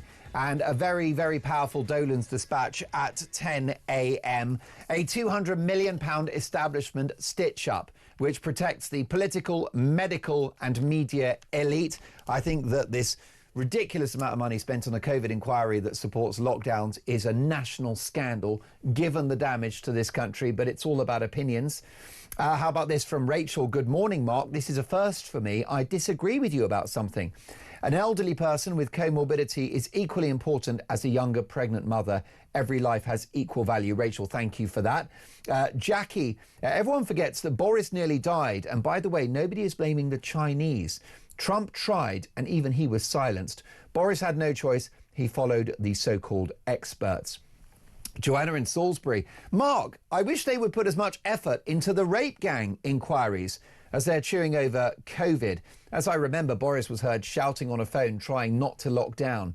He got put back in his box by scientists he had to rely on at the beginning. Then he nearly died. Rob says, Mark, I was an NHS nurse. During COVID, it was hell. I got very sick myself with COVID and subsequently pneumonia and was hospitalised myself on ITU. I've never fully recovered properly and have not been able to fully return to nursing due to long COVID, lung and heart issues that affect my everyday functioning and quality of life. I'm 60 years old. It's devastated my life and I'm on benefits now. Rich, my heart goes out to you. That is absolutely devastating. And it is obviously the impact of COVID, a nasty virus. But in my view, the measures to tackle it were deeply wrong because they destroyed the economy, a mental health tsunami, a generation of damaged kids, and a waiting list in the NHS of 8 million people. But it's all about opinions. Keep yours coming. What did you sacrifice for the pandemic? I want to hear your stories. 0344 499 1000. What is going on with the weather? Why is it so cold? And how long is this cold snap going to last? I'm delighted to say that I'm joined now by the outstanding meteorologist at Square Raindrop, Joe Wheeler. Good morning, Joe. Good morning to you. Well, the good news is for a couple of days, we're going to put some of these winter hazards back in the drawer and look at some other ones instead. But don't think the cold weather's gone too far away. But we will certainly see a change over the weekend. But a brief snapshot of what we've got this morning. Over parts of Scotland, temperatures are in minus double digits. Wow. Now, those figures have yet to be confirmed, as we always do with maximums and minimums like that. But certainly very cold, sub-zero over many, many parts of the country this morning. And where we've had late showers, and we're talking here about the east coast, down towards the southeast, very big risk of ice as the cloud there clears away. In fact, I'm watching the dawn in Lincolnshire, and again, the bank of cloud just clearing away off into the North Sea. Now, of course, North Yorkshire got hit really hard yesterday, very heavy snowfall. Many roads were shut. It was snowing on the roads as quickly as they could clear them. So hopefully everybody's all right and managed to get home last night, because that really was quite appalling conditions. But what we've got today, as I say, plenty of sunshine out towards the west. It's going to be a lovely, lovely dawn. Do watch out for those icy stretches because they will be around. But the cloud already is increasing over Ireland. And I mentioned those minus double digits over Scotland. Already over western parts of Ireland, we've got 8 degrees. So you can see with this change to, let's call it less cold air, because I don't think we're going to return to the kind of values that we saw last week, which saw parts of the south see 18.5 degrees Celsius. So over the weekend, as I say, we exchange all the wintry hazards for the ones that go along with wet and windy weather. Now, as this moves in, it's running into the cold air. There is a potential to see some snow over the higher routes, mostly of the north, but not exclusively. So if you are travelling, that is something to be aware of. If you get caught in that front edge of the rain, it could give you some snow for a while. And how long is it going to stay this cold, Joe? Well, as I say, temperatures will be picking up a little bit over the weekend. We've seen temperatures, daytime temperatures, around 3 or 4 degrees Celsius. And obviously, if you're starting from a sub-zero figure, it takes a while even for those figures to climb. We've had Arctic air across the country. It's not just been us. Parts of France, in fact, all the way down into Spain, this Arctic air has spilled its way through. And in addition, we ended up with low pressure out towards the east, high pressure to the west, And if you know which way the winds go round, you'll know that force a northerly flow. So along with those low temperatures, we had this brisk northerly wind, particularly over eastern counties, which gave a significant wind chill factor. Now, as I say, a lot of that is moving away. Brief high pressure building today kicks that northerly flow into touch. But then we get the cloud and the wind and the rain coming in. So tomorrow, whilst we will see temperatures around 7, 8, 9 degrees Celsius, which is still a little bit low for the time of year, you've got the wind to go with that. So again, it's not going to feel very pleasant, particularly not where you're getting rained upon. There's a very deep area of low likely to cross the south of the country on Sunday. Details, again, to be established. It's quite a way off. But that could bring some gales for parts of the south, the southwest and the southeast, which, of course, being a very populated area, will be impactful. Well, Joe, thank you for bringing us up to speed on this cold snap. Joe says it's going to warm up slightly by the weekend. Well, that's good news. Joe Wheeler is a meteorologist at Square Raindrop. A big new headline now, a fresh new headache for the national state broadcaster, the BBC. Fresh from a diplomatic row with Donald Trump over a doctored panorama speech. The BBC is at risk as licence fee refusers cost it £1 billion a year. This according to MPs. I'm delighted to say that the chairman of the Public Accounts Committee, which has brought this to light, is Sir Geoffrey Clifton-Brown, and he joins me now. Good morning, Sir Geoffrey. Good morning. Good to be with you. So the BBC is hemorrhaging cash from people that should pay the licence fee but don't. That is right. As you said in your opening remarks, 1.1 billion, so a significant amount of money from about 340,000 households who don't think they need to pay a license fee. And I would just remind everybody that anybody who watches on any electronic device, any streaming or otherwise program, does need to buy a license. So this is a significant shortfall for the BBC, and they need to think of ways in an ever-changing world of how they're going to fill that gap. Because the old idea of sending somebody out to knock on doors is simply not working. Even though they've doubled the amount of detector vans this year, they're still not fulfilling this gap. And they're still quite old-fashioned in some respects. You and I probably still get our license renewed by paper, where that's about 40% of people are still getting it renewed by paper. Well, if you were dealing with, say, a utility company, they'd be up to about 80% renewals online. So there's lots of things the BBC can do. They with modern technology, they know where people are listening to all sorts of devices. So there is things they can do to fill this shortfall, and they definitely need to do that. But there's a reason why 1 in 8 viewers now don't pay the licence fee, Sir Geoffrey, and I would never advocate breaking the law, but it's because they don't like the BBC. They consider it to be biased, which of course is certainly a concern around Donald Trump's coverage in Newsnight and Panorama. They think it's one-sided, they think it's a left-wing propaganda machine, and they don't watch it or listen to it. So why should they pay? Well, I think I accept what you say to a degree about the BBC, but I think it is still widely trusted. I think most people at some stage in their week will probably turn on to one BBC programme, and they will certainly turn on to the BBC. I bet all those listeners in Scotland last night were turning on the BBC for their weather forecast that you've just had. So it is trusted when it comes to a local level, and particularly it's trusted, for example, during the pandemic, when things go wrong, they want the BBC to be there. If they want the BBC to be there for the particular programmes they want, they've got to pay the licence fee. Otherwise, it will increasingly decline. And I do take your point. We do know from our report that only 51% of young people think the BBC represents them. So the BBC do have a serious credibility problem, and they've got to work very hard to restore that. Otherwise, they do face a very difficult future. So, Geoffrey, do you think that the licence fee as a way of paying for the BBC is not sustainable in the long term? Well, I think that's a very big and difficult question. There are other models. You could put it on general taxation. You could have pay-per-view. All of these things are possible. One would need to think very hard about the consequences, whether and how the BBC would raise sufficient money to be able to offer the range of services that it does. these are very long-term consequences. And we didn't get into that. At the moment, we were there looking at the existing system, and you've told us what the problems are with the existing collection of the licence. But briefly, Sir Geoffrey, and very grateful for your time on Morning Glory, what would you say to many of my viewers and listeners who, to really call a spade, detest the BBC? A lot of my viewers and listeners are furious with the BBC. They do think it's left-wing, that it's social engineering with plot lines about trans characters in their dramas, with woke Doctor Who, with finger-wagging commentators, offering this sort of a very leftist worldview, concerns around bias, woke comedies. What would you say to them, the people that really have fallen out of love with the BBC? Well, I bet at some point in their week or in their year, they do turn on to some BBC service. But it doesn't feel like it's for them, Sir Geoffrey.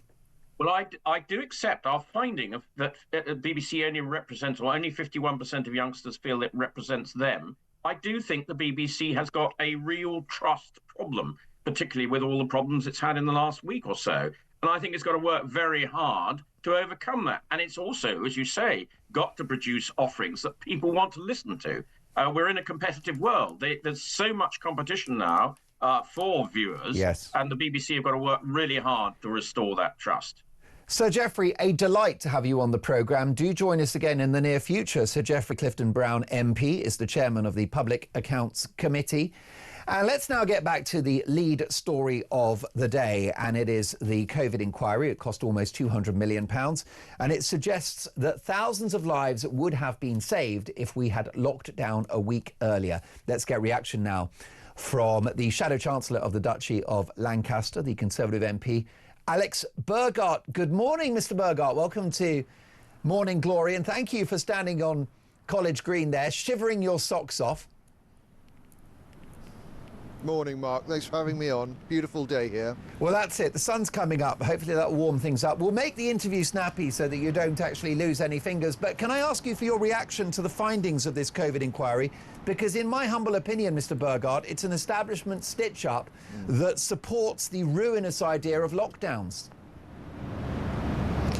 Yeah, I think that there's a lot to digest in the reports that came out yesterday afternoon, and to the point you're making, Mark, and I think everybody listening will be acutely aware of how much this is costing and how long it's taking. And the most important thing for me is at the end of it, we have a very clear sense of how can the government get better scientific advice at speed in a crisis, and how can we make sure that the mechanisms of government are effective enough that they can implement things at speed and correct for mistakes when they make them. And I noticed that last year, you probably remember this, in March 2024, a group of about 50 scientists from universities like Oxford and so on wrote to the chair of the inquiry saying that they were concerned that it wasn't taking a kind of holistic approach to the issue of things like lockdown. So if you're going to lock down, it's not just about lives saved, although that's obviously incredibly important. It's about damage to people's, damage to the economy, damage to people's well-being, their mental health, and so on. And that really you have to have this kind of like overall view rather than looking at it from just one perspective. Well, I agree with you there. I think that Boris Johnson was bounced into those lockdowns, Alex, and I just think that this COVID inquiry are living in a parallel universe if they think that if we'd locked down a week earlier, we would not have had the lockdowns that followed. Yeah, I don't know that they say that. I think that, look, from the perspective I'm coming from, Mark, is that I remember what's happening, seems to be happening now this morning, is that there, as you say, there's accusations that the government should have locked down earlier. I think at the time, the scientific evidence that advice that the Prime Minister was given was to not lock down earlier, and that's why Boris Johnson didn't do it. But what we should really be getting out of this inquiry is an answer to the question that you're raising, quite rightly, of whether lockdowns were the right things to do at all. And I'm not sure that that's what we're going to get. I mean, it feels like, to me, Mr. Burgard, a bit of a political witch hunt. If you look at the front page of The Guardian, too little, too late. Tory response to COVID crisis damned in report. Inexcusable pandemic delays cost 23,000 lives. This feels very politically motivated to me, given the fact that countries across Western Europe all locked down and all suffered, you know, the resultant damage that followed, and they dithered and delayed because the virus was an entirely new entity. But they seem to be throwing Boris under the bus. Is that unfair? No, look, I think that there's a kind of natural tendency to try and attribute blame and to try and work out who said what to whom and when, and actually, you know, obviously there's a place for trying to work out what happened, but the most important thing is, as you say, it's like an incredibly rare event. We hadn't had anything like this since Spanish influenza at the end of the First World War, so it's about 100 years on, and we don't know when the next one's going to come. The thing that everybody listening will want to know is, if it happens again, are we going to be able to respond better in a way that balances the financial cost of doing so, the lives we want to save, the education of children and so on. And it really, government sits, whoever's in power sits over the top of all of these very complex decisions. You just want to make sure that whatever the lessons are, we've learned them, and it's not, we haven't spent too long working out whether if this person had made a slightly different decision at this moment, things might have been different. Most definitely. Sir Alex Burgard, thank you so much for joining us in the shivering cold in front of the Houses of Parliament, and we'll catch up soon. Thank you for your time. Alex Burgard, MP, Shadow Chancellor of the Duchy of Lancaster. Is this politically motivated? Well, how about this from Chris in Newbury? Mark, we all sacrificed a lot during lockdown, but the group that lost the most, the establishment, the politicians and the health professionals, they lost so much credibility. We're laughing at their pathetic attempt to justify their ruinous incompetence. They will never recover, and we will. Keep those thoughts coming. What did you sacrifice during lockdown? The lockdown that they now say we didn't need to have. This is Morning Glory.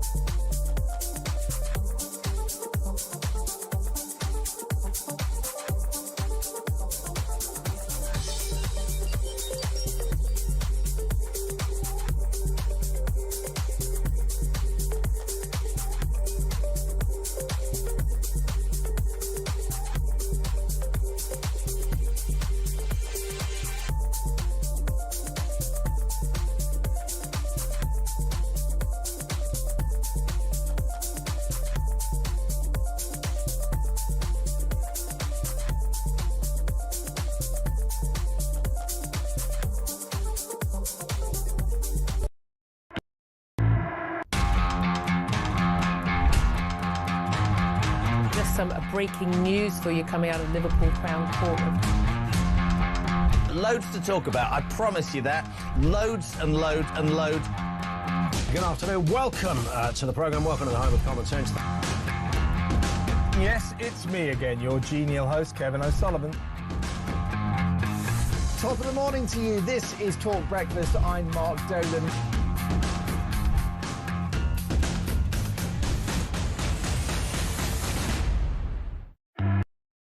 Across the UK. On DAB+. On YouTube. On your mobile. And on your side. This is Talk. What did you sacrifice during the pandemic? 7:58. We're told now that we didn't need the lockdowns. Who knew? That's the topic of today's Dolan's Dispatch. Jules says, good morning, Mark. I worked in the NHS during COVID at the time, and my husband travelled to Spain in February. They shut down 4 weeks earlier than the UK. Because of the lockdowns, I couldn't see him in person for 2 years. Spain had less lockdowns and less deaths. As a retired nurse, I've got torn views. Seeing what colleagues and patients had to go through was frightening and sad. I hope we never have to go through this again and learn the lessons. That's Julie. Julie, thank you for that. Well, if there was another pandemic, God forbid, would you wear a mask? Would you get vaccinated? Would you agree to the lockdowns given the extraordinary damage that we've seen to this country? An NHS waiting list of 8 million people, economic ruin, a generation of damaged kids, a tsunami of mental health problems. Okay, friend of mine, his teenage son lives in his bedroom, right? 16 years of age, should be out meeting people, having fun. He lives in his bedroom. Why? Because he is a COVID kid who is imprisoned for no good reason in the course of the pandemic. So much more to get through. Don't forget Dolan's Dispatch on the way and Sir Michael Fabricant. This is Talk.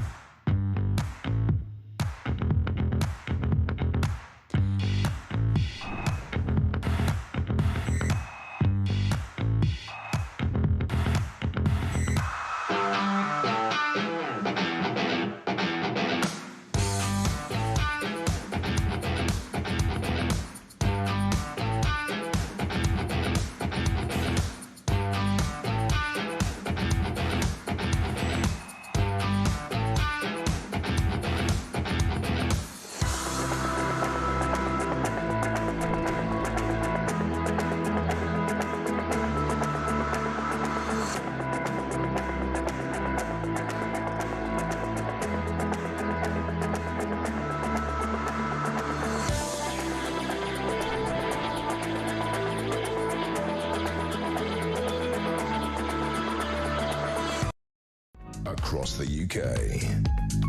On DAB+. On YouTube. On your mobile. And on your side. This is Talk.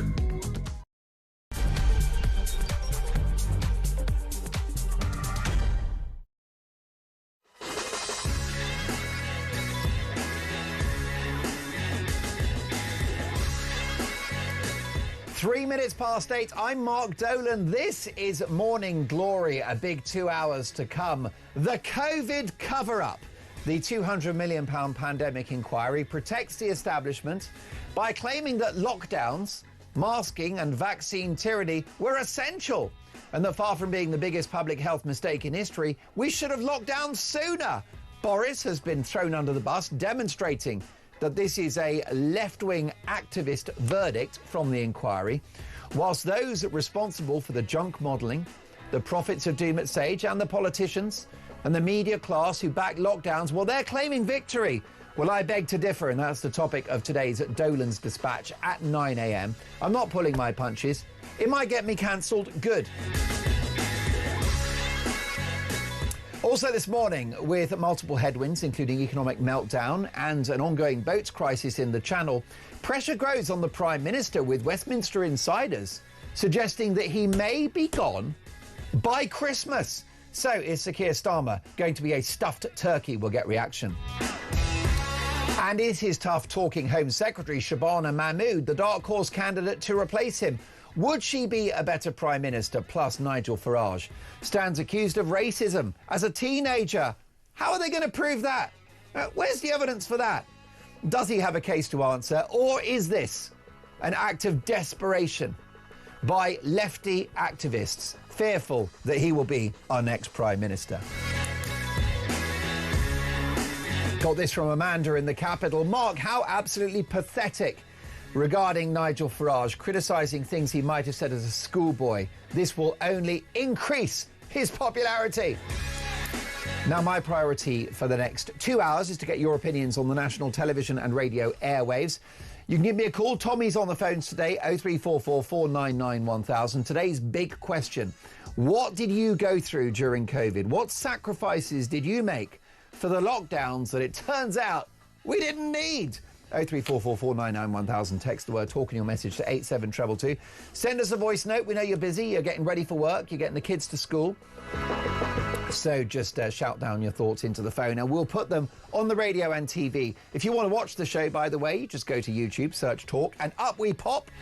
And you'll see that my creative team, led by Christian Mitchell, has decided to mock the pandemic measures with a special banner on the screen. You'll be able to see it, a Boris Johnson style slogan, like a board, and it says stay home, protect the NHS and save lives. Well, I think all we did was destroy the economy, but let me know your thoughts.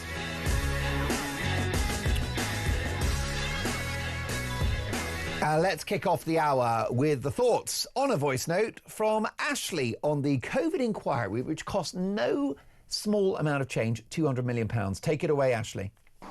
How they can blame Boris directly for this, I don't know. And this Baroness turned around about a week before. I mean, I swear to you, my daughter came back from overseas in the January, and we believe that she had COVID at that point. I mean, it was she was really, really unwell, and it wasn't like a typical flu.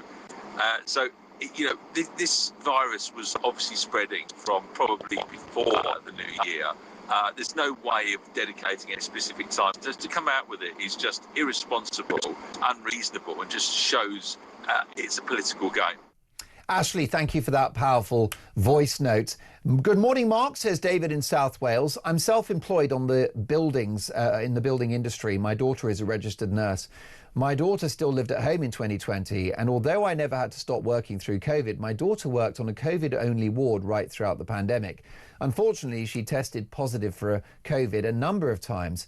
Even though I never had a positive test myself, I still had to isolate. And I couldn't really pretend things were okay because I feared I would put my daughter's job in jeopardy if I didn't comply. So my sacrifice, says David, was losing an awful lot of money without any compensation. And that's the big problem, David. Don't forget, by the way, the testing. £34 billion for a test and trace system that did nothing to diminish the fatalities from COVID-19. Was it the biggest mistake in history? Let's get the views of the former Conservative MP who was in the House of Commons when he voted for those lockdowns, Sir Michael Fabricant. Good morning, Sir Michael. Good morning. How are you, Mark? I'm very well, and I will say that the COVID inquiry looks to be very politically motivated. You've got the Times newspaper, photograph of Boris Johnson. Inexcusable pandemic delays cost 23,000 lives. I will say that those figures are born out of junk modelling. That's an estimate as much as any of the others. And The Guardian, too little, too late. Tory response to COVID crisis damned in report. Boris has been thrown under the bus, Sir Michael. Is that fair? I think that's a fair assumption. I actually think there's a huge amount of just hindsight in all of this. You've got to remember that when Boris, first of all, was faced and the government was faced with COVID, this had followed BSE, where we were all supposed to end up completely mad. Do you remember that? Well, I do. I carried on eating burgers and I turned out all right. Look at me. I'm a picture of health, Sir Michael. Exactly.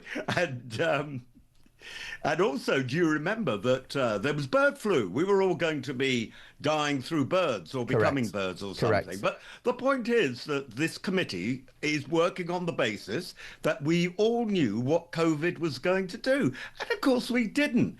And there doesn't seem to be any sort of commendation for the fact that Britain came out with a vaccine program 6 months ahead of any other country in the world, apart from Israel.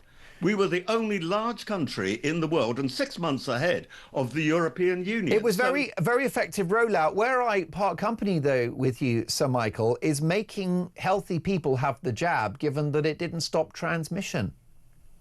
Yeah, well, again, it was something we didn't know, because doctors all thought, the scientists, the so-called experts, all thought that it would be like flu. And with flu, you cannot actually catch flu unless someone else has got the symptoms of flu. But we then found out, too late, that COVID could be transmitted even if you were asymptomatic. In other words, you had no symptoms at all of any COVID infection. Look, we were operating in the blind. And this committee, which is the most expensive committee ever formed, over £200 million so far. And don't forget, they're coming out with 10 different reports. This is only report number 2. It's going to go on and on. Mark, you and I will be dead, and they'll still be sitting, this ruddy committee, and still be costing the taxpayer a huge amount of money. Michael, you will not be dead, because I know you well, and you have the immune system of an ox. Okay, and you could survive 10. You could survive 10. What happened to you in COVID? What happened? Well, I almost died, but of boredom. I caught COVID. I started sneezing one night. I remember I was in another MP's car, actually, and I was sneezing. Are you sure that's why you were sneezing, Michael? What did you have up your nose? No, I've never done that. Glad to hear it. No, I won't say what I have done, but I've never snorted anything apart from anti-runny nose mixtures that you do. Vicks. Anyway, all perfectly legal. You've snorted Vic. Anyway, but the point, yes, exactly, Vic. I've always wanted people to rub Vic into my chest, but that's another story. But I just had a runny nose for one day, and I kept proving to be positive for 10 days, I think it was, Ridiculous. or 11 days. And in the end, I was still testing positive, but they said after, I can't remember what it was, 10 or 12 days, you're now free of it. But yeah. I mean, so Michael, I'm so glad that you've put that in context. Simon in Leicester has sent me a devastating message about how his mother was 65, worked in a care home, had no underlying health conditions. She fell ill, was taken to hospital, and died without her loved ones around her. Movingly, Simon said, I had to say goodbye to her on the phone. It was early in the pandemic and the health service and government was still trying to understand how to deal with it. It's easy to pass blame around in hindsight. All I know, says Simon, is my mum isn't there. So Simon, my heart goes out to you. That is devastating. And of course, Michael, the virus took too many people from us, but it remains my view, Michael, and you are actually a qualified doctor, it remains my view, tell me if I'm wrong, that I think we overreacted to this virus, that yes, it was nasty, it could be fatal, but it was predominantly non-fatal to the vast majority of the population. If you look at the damage we've done with lockdowns, it's far worse. Yeah, I mean, all this is, as I said, with hindsight, a very close friend Is that true? I mean, Sir Michael, we knew that COVID was mild pretty much from day one. Well, no, we didn't, you see, because if you remember, the situation in Italy was that their health service was overwhelmed and people were dying on gurneys, on trolleys, not even in corridors, but actually outside, I suppose, thanks to better weather in Italy. No, I mean, and that was the fear that we had. But I was just going to say, a very dear friend of mine, whom you know, I won't say his name, his mother also died of COVID in hospital. And the terrible thing was he couldn't say goodbye to her. At the end, his father was able to go in and say goodbye to her through a glass screen. Yes. But, you know, my friend was unable to do that, and I think it's scarred him. So there were so many tragedies, like your last caller, you know, like your last messenger said. Well, that was so terrible. Most definitely, Sir Michael. Let's take this voice note from Wayne. Take it away, Wayne. Good morning, Mark. So from day one, I never believed the pandemic. I looked at all the science, including the science that was slowly getting cancelled time after time. And I realised early on it was going to be a war of stats, the stats that were going to be manipulated to justify a means. A prime example is my son had to go in for a very important operation during the pandemic.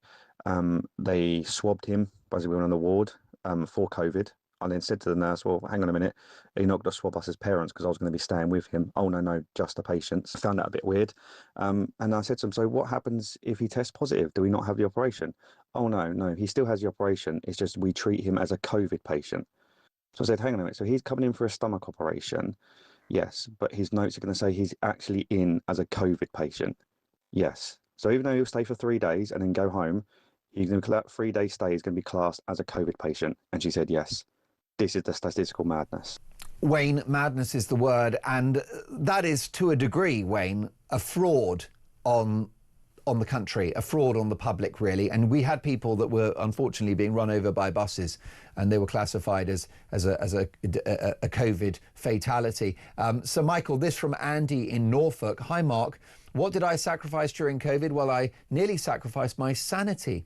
I run a fishery. They allowed people to go fishing, but only during the day. No night fishing. Andy goes on to ask, was COVID more prominent at night? I kid you not, this actually happened, and finally made me realise that so much was wrong and largely unnecessary about the COVID control measures. And we saw, Sir Michael, didn't we? A lady arrested on a park bench at the seaside drinking a coffee on her own. We overreacted, we panicked, and we made too many mistakes. And the Derbyshire police, I remember, had drones up. Yes. People were walking in the Peak District, you know, totally separated, but walking in the Peak District with cardboard cups of coffee, yeah, or thermos flask with a backpack, and they were arrested. And there's absolutely nothing to suggest that, from an epidemiological point of view, that they would have transmitted the disease to one another or to others. I have to say the Staffordshire police, and especially in Lichfield, because I spent most of my time in Lichfield. I didn't go down to London.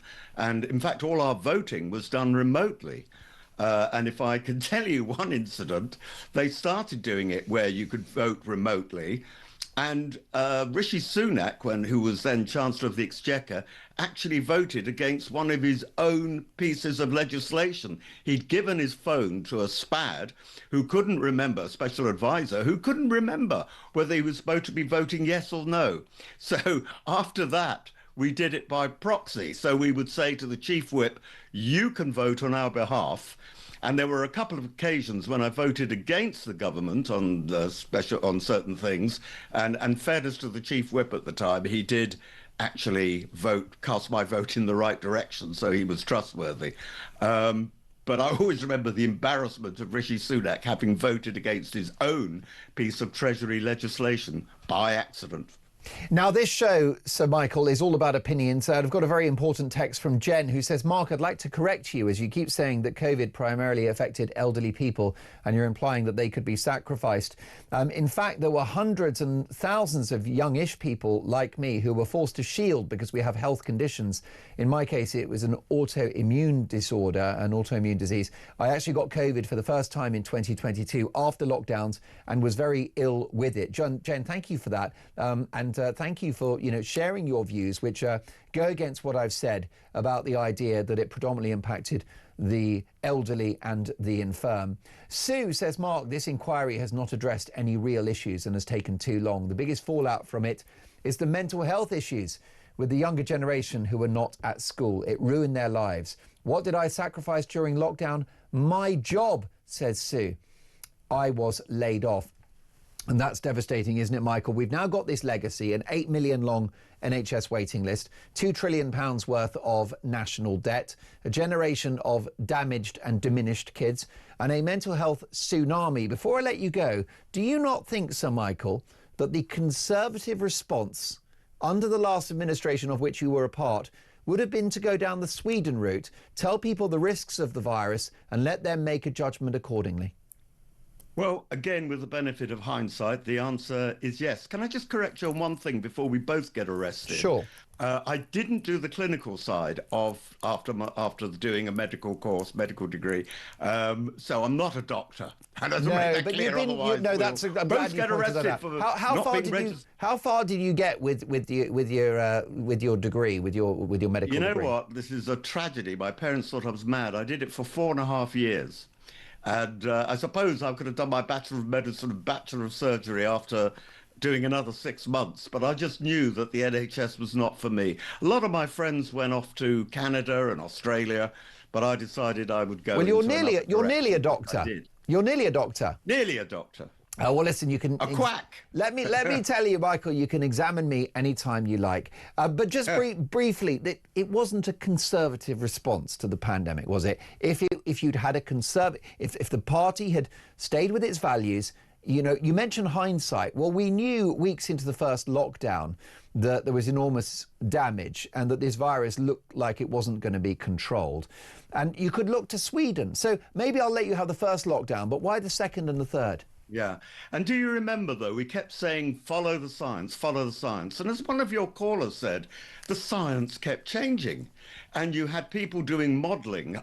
Imperial College London, which has got a very good medical school, by the way, did modelling and said there would be hundreds, tens of millions of Brits dying from COVID. They got that seriously wrong. The science was guesswork, just like, incidentally, this report, which says, 23,000 people died unnecessary, is another bit of modelling, and modelling is never accurate. My thanks to the fully qualified medical doctor and surgeon, Sir Michael Fabricant. Michael, we'll catch up soon. I'm only kidding. Of course, what he is a respected public figure and the popular former MP for Lichfield. Michael will join us again in the near future. Next up, could Keir Starmer be gone by Christmas?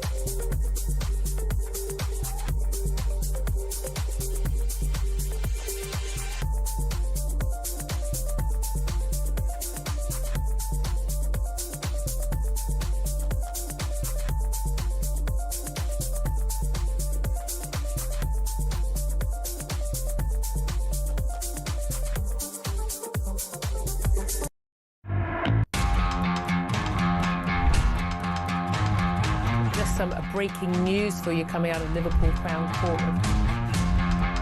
Loads to talk about, I promise you that. Loads and loads and loads. Good afternoon. Welcome to the programme. Welcome to the Home of Common Sense. Yes, it's me again, your genial host, Kevin O'Sullivan. Top of the morning to you. This is Talk Breakfast. I'm Mark Dolan.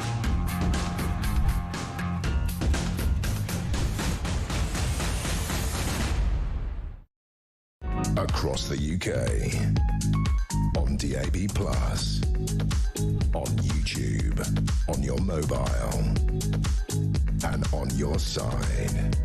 This is Talk.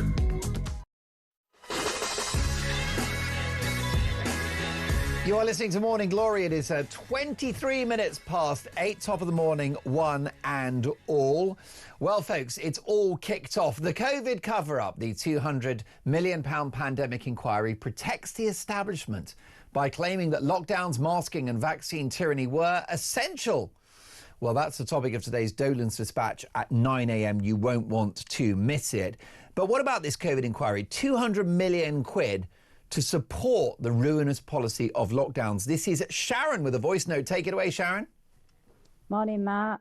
When COVID hit, we were actually on a cruise. But weeks before, they were umming and ahhing whether we should go, which we did. And halfway through the cruise, they decided to lock down and say, no, we've got to stop the cruise.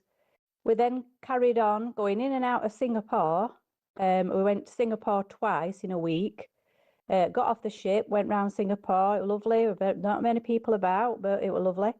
Got back on the ship, got back home. As we came into the airport at Manchester, there was 5 Indian air flights came in with thousands of Indian passengers coming off it. They then locked us down within, I think it was about 5 to 6 days when we got back. But I think that those passengers shouldn't have been allowed into the country. There was thousands of them, and I think it was the flights that they didn't do in time. They should have locked down on the flights and stopped it coming into the country. Well, thank you so much for that, Sharon. And your views are echoed by Kim, who said, Mark, the country didn't need to lock down. We should have locked the borders. Well, that's very much the story of this country at the moment, isn't it? Chris says, good morning, Mark. We all sacrificed a lot during lockdown, but the group that lost the most, the establishment, politicians and health professionals, they lost their credibility. And Peter in Essex, good morning, Pete. Welcome to Morning Glory. Pete says, Mark, I never wore a mask. I never took a test. I never had COVID and avoided the jab like the plague and did not subject myself to house arrest. So no, I won't submit to the medical state overreach next time either. Pete, it's a miracle that you're still alive. You didn't wear a mask or get the jab. Well done you. Listen, we'll get to more of your thoughts on that. But with multiple headwinds, including an economy in freefall and a boats crisis in the Channel, could Sir Keir Starmer be gone by Christmas? Will he be a stuffed turkey? Let's get the views of the very fine former Labour MP, Simon Danchuk. Good morning, Simon. Good morning. Good to be with you. Keir Starmer is feeling the heat. It's not beyond the wit of man that he could be gone by Christmas. That would really spruce up Christmas for everybody, wouldn't it? People would be so pleased about that.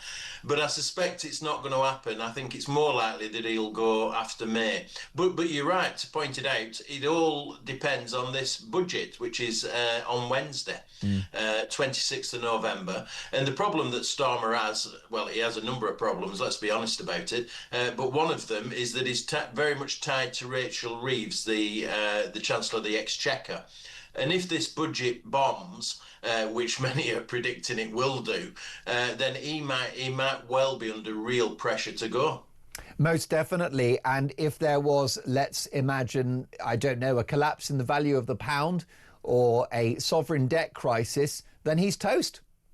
Yeah, absolutely right. And, you know, the context is important. He's just had one of the worst weeks. Last was one of the worst weeks he's probably ever had. People from within Downing Street, briefing against Wes Street in the Health Secretary. That all exploded. It was all over the Sunday papers. He's had to deal with that, and I don't think he's dealt with it very well. You've got Wes Street clearly keen to replace him. You've got Shabana Mahmood, who's had a very good week this week, coming out with immigration policies. She's very keen to replace him. So there are people in the wings ready and waiting. And it's not beyond the wit of man that some senior figures within Labour will go to him if, as you suggest, the economy is in turmoil.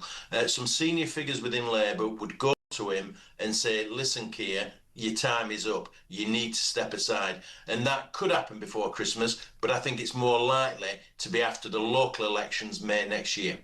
Simon, you are a loving, I should say, and devoted father. I've met your son, who's a fine lad. He's a chip off the old block. What did you make of Keir Starmer's creepy video about his son? Well, my son is 17. One of my sons is 17, Milton, and he takes a very keen interest in politics. We talk about it literally every day. Yeah. I mean, he doesn't rate Keir Starmer at all. I mean, he'd have Starmer out at 10 Downing Street tomorrow, never mind Christmas. So he's never impressed by what Starmer has to say. No, and of course Starmer now doing a video, you know, this sort of love note to his son through social media. This is just an act of desperation, isn't it? He's going back to the old "my father was a toolmaker" rather than fixing the problems of the country. Yeah, I think he's really struggling actually on an individual level. If you see Starmer's performance, whatever he's talking about in the run up to this budget, he's been talking about in the last 24 hours about how the problems have occurred due to the 2008 economic crash. Wow. I mean, what is that about? I mean, he's trying to blame the economic crash from 2008 on why we've got a 20-30 billion pound black hole in the budget. I mean, the guy's losing the plot. I genuinely think he's losing the plot, which isn't good for this country. We are in complete turmoil economically, but also socially. I have to say the last 80, this government has been a disaster from day one. It has really. It's interesting. He's blaming the 2008 crash. I mean, my maths aren't great, but that's basically almost 20 years ago. What else is the cause of our economic turmoil? Is it the Battle of Hastings, the French Revolution? Who knows? I mean, Simon, the bottom line is that, as you say, he's feeling the heat. And now there are people of some stature waiting in the wings to take his job. You've got Angela Rayner, who's not a particularly popular politician in some circles, but she's certainly got a degree of charisma. She makes headlines and she's liked by the party faithful. And then you've got Shabana Mahmood, who you mentioned. I mean, is Shabana now the dark horse candidate to replace Keir Starmer, do you think? I think she possibly could be. I mean, the problem that she has is that those on the left within Labour won't be impressed by her position on illegal immigration. I think it was a breath of fresh air, I have to say. I don't think it goes far enough. But people on the left within Labour won't like it. She's clearly identified by being on the right within the party. Yeah. So there's this grouping called Blue Labour, which are relatively conservative, hence the name, and they're very supportive of her. So she would get some of the Parliamentary Labour Party support, but I don't know if she'd get enough. And I certainly don't believe she'd get enough from the membership. If it went to members voting, then they're not going to vote for Shabana Mahmood, more likely to vote for Angela Rayner. And the person we haven't mentioned is Andy Burnham. And people are actually talking. Clive Lewis, the MP for Labour MP for Norwich, has been talking about giving up his seat so that Andy Burnham can come back into Parliament and run for leader. I mean, how crazy is that? Welcome to the Madhouse, only after a year and a bit in office. Simon, always lovely to have you on the show. Have a great day. Simon Danchuk is a former Labour MP, dismayed at the state of this current Labour administration. Well, the Home Secretary, Shabana Mahmood, says it's better value to pay migrants to leave than keeping them here. Is she right? That's next.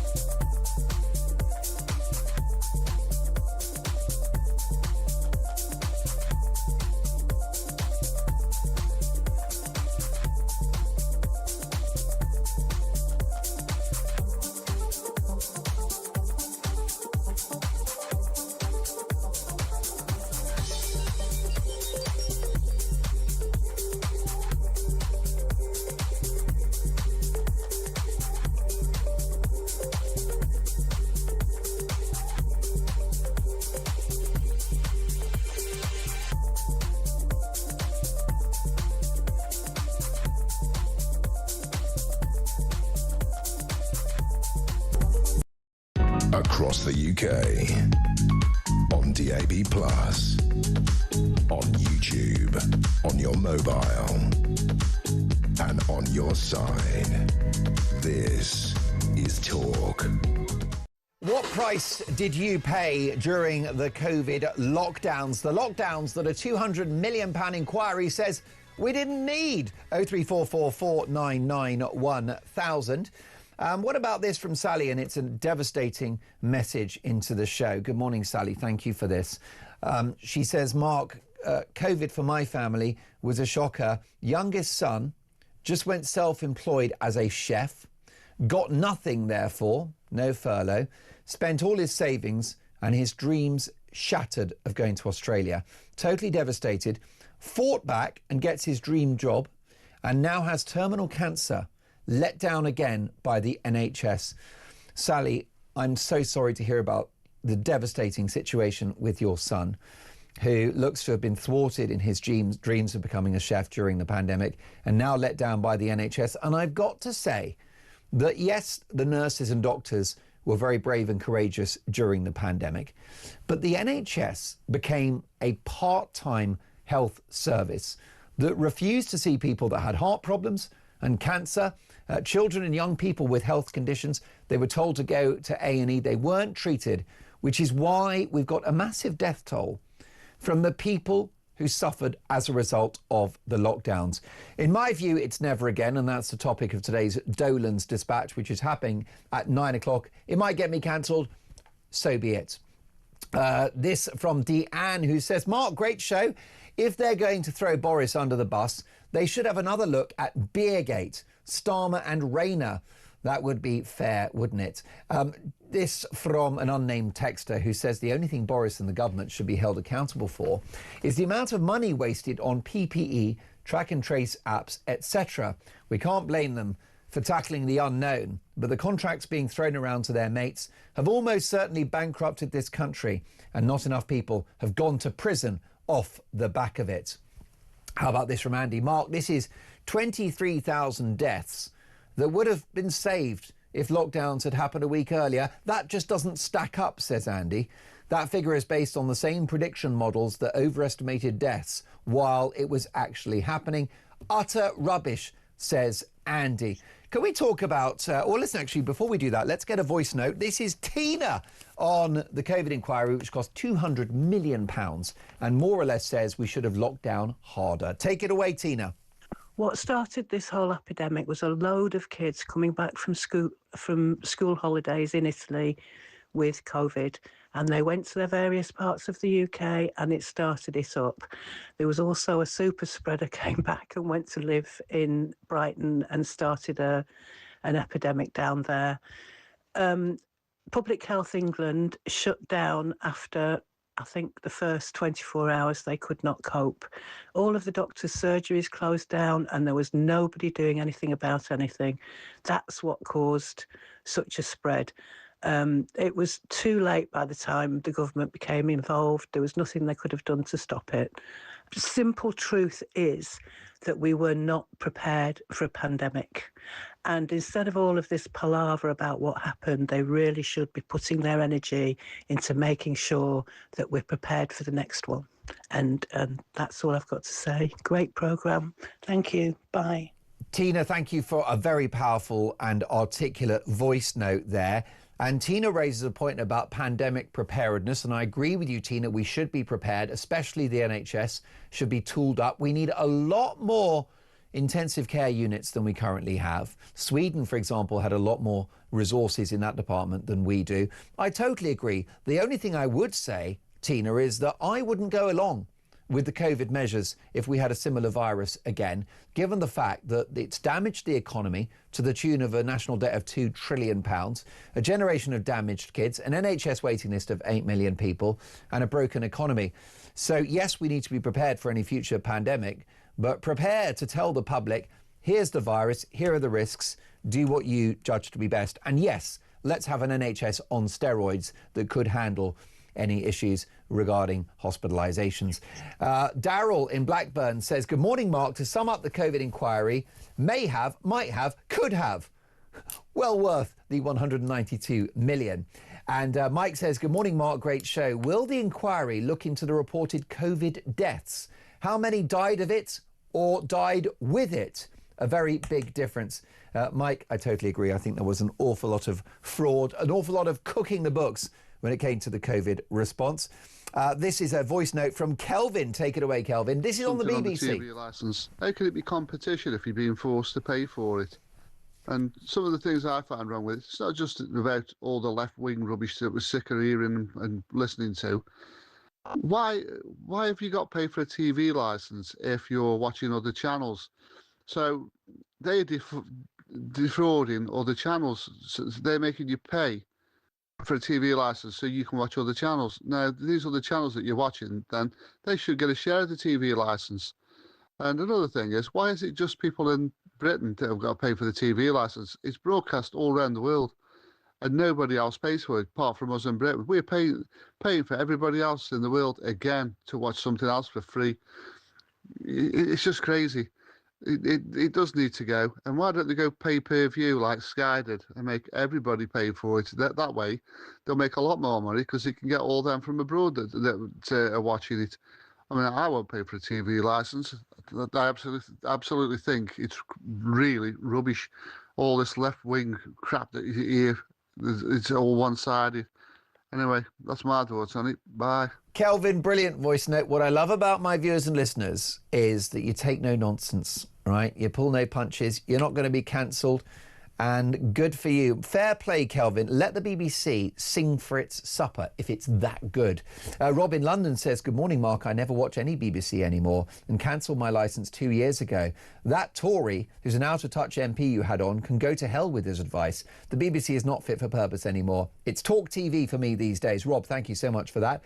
Good morning, Mark. Your guest, Sir Geoffrey Clifton Brown, made an awful lot of assumptions there. I, for one, have not watched or listened to any BBC programmes or any other terrestrial channels. That is Steve. Thank you, Steve.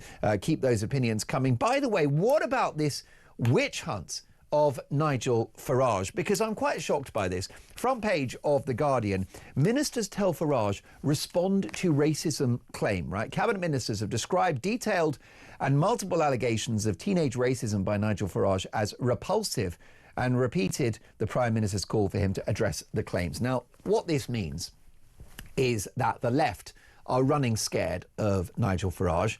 Love the guy or hate him, he's probably going to be our next Prime Minister. So they've now started clutching straws and are trying to get anecdotes from people back in, what, the 1960s, the 1970s, about remarks that this guy made. Let's not forget that Britain has got high inflation. We've got eye-watering borrowing costs. We've got an NHS on the brink. We've got a broken economy.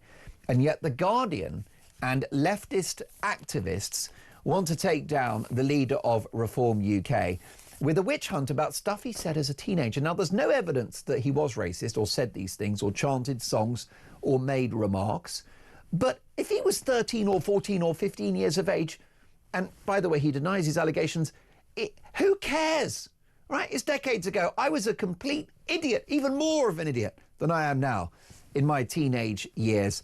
I think it shows that they are desperate, and I think it shows that Big Nigel is winning. OK, let's get a call on COVID. The inquiry cost £200 million. Stephen's in Manchester. Hi, Stephen. Oh, hello there. Good morning. Good morning.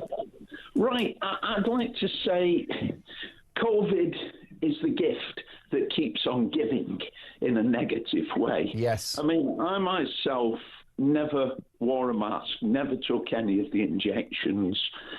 And, how are you still alive, Stephen? I thought you would almost certainly be dead without the mask and without the jab. Of course, it was a massive... You're a walking miracle, Stephen. Well, it was a massive overreach, but the point in many directions, and one overreach, which I think has profound consequences for us all, yes, and is encroaching still, is cashlessness. Take, for instance, I went down to the railway station the other day. I drove down to the car park. It was an NCP car park, and it was not only cashless, you had to download an app, I didn't bother. Ridiculous. I just drove around the back streets and parked. Now, the point here, I've been involved with the Payment Choice Alliance. I've had many major organisations come back to accepting cash, including 2 hospitals. They all think it's the sort of modern thing to do, but what it's doing to us is delivering us into the hands of bondage. We are going to do as we're told once physical cash disappears entirely. We've lost a handle of independence where we can act and operate freely without being, monitored and controlled. So that is one area that I think COVID has done a great deal of damage, and it continues to do so. I agree. Stephen, what a brilliant call. I'm so grateful. The authoritarianism has meant that now every aspect of our lives is being encroached upon. You've got social media, the censorship, the cashless society, the test and trace, right? And the Prime Minister that wants to bring in ID cards. Stephen, an important call. Please call me again soon. Stephen up there in the northwest in Manchester. Keep those calls coming, 03444991000. What did you go through during COVID? What sacrifices did you have to make for the lockdowns that apparently we didn't need? Lots more on this next.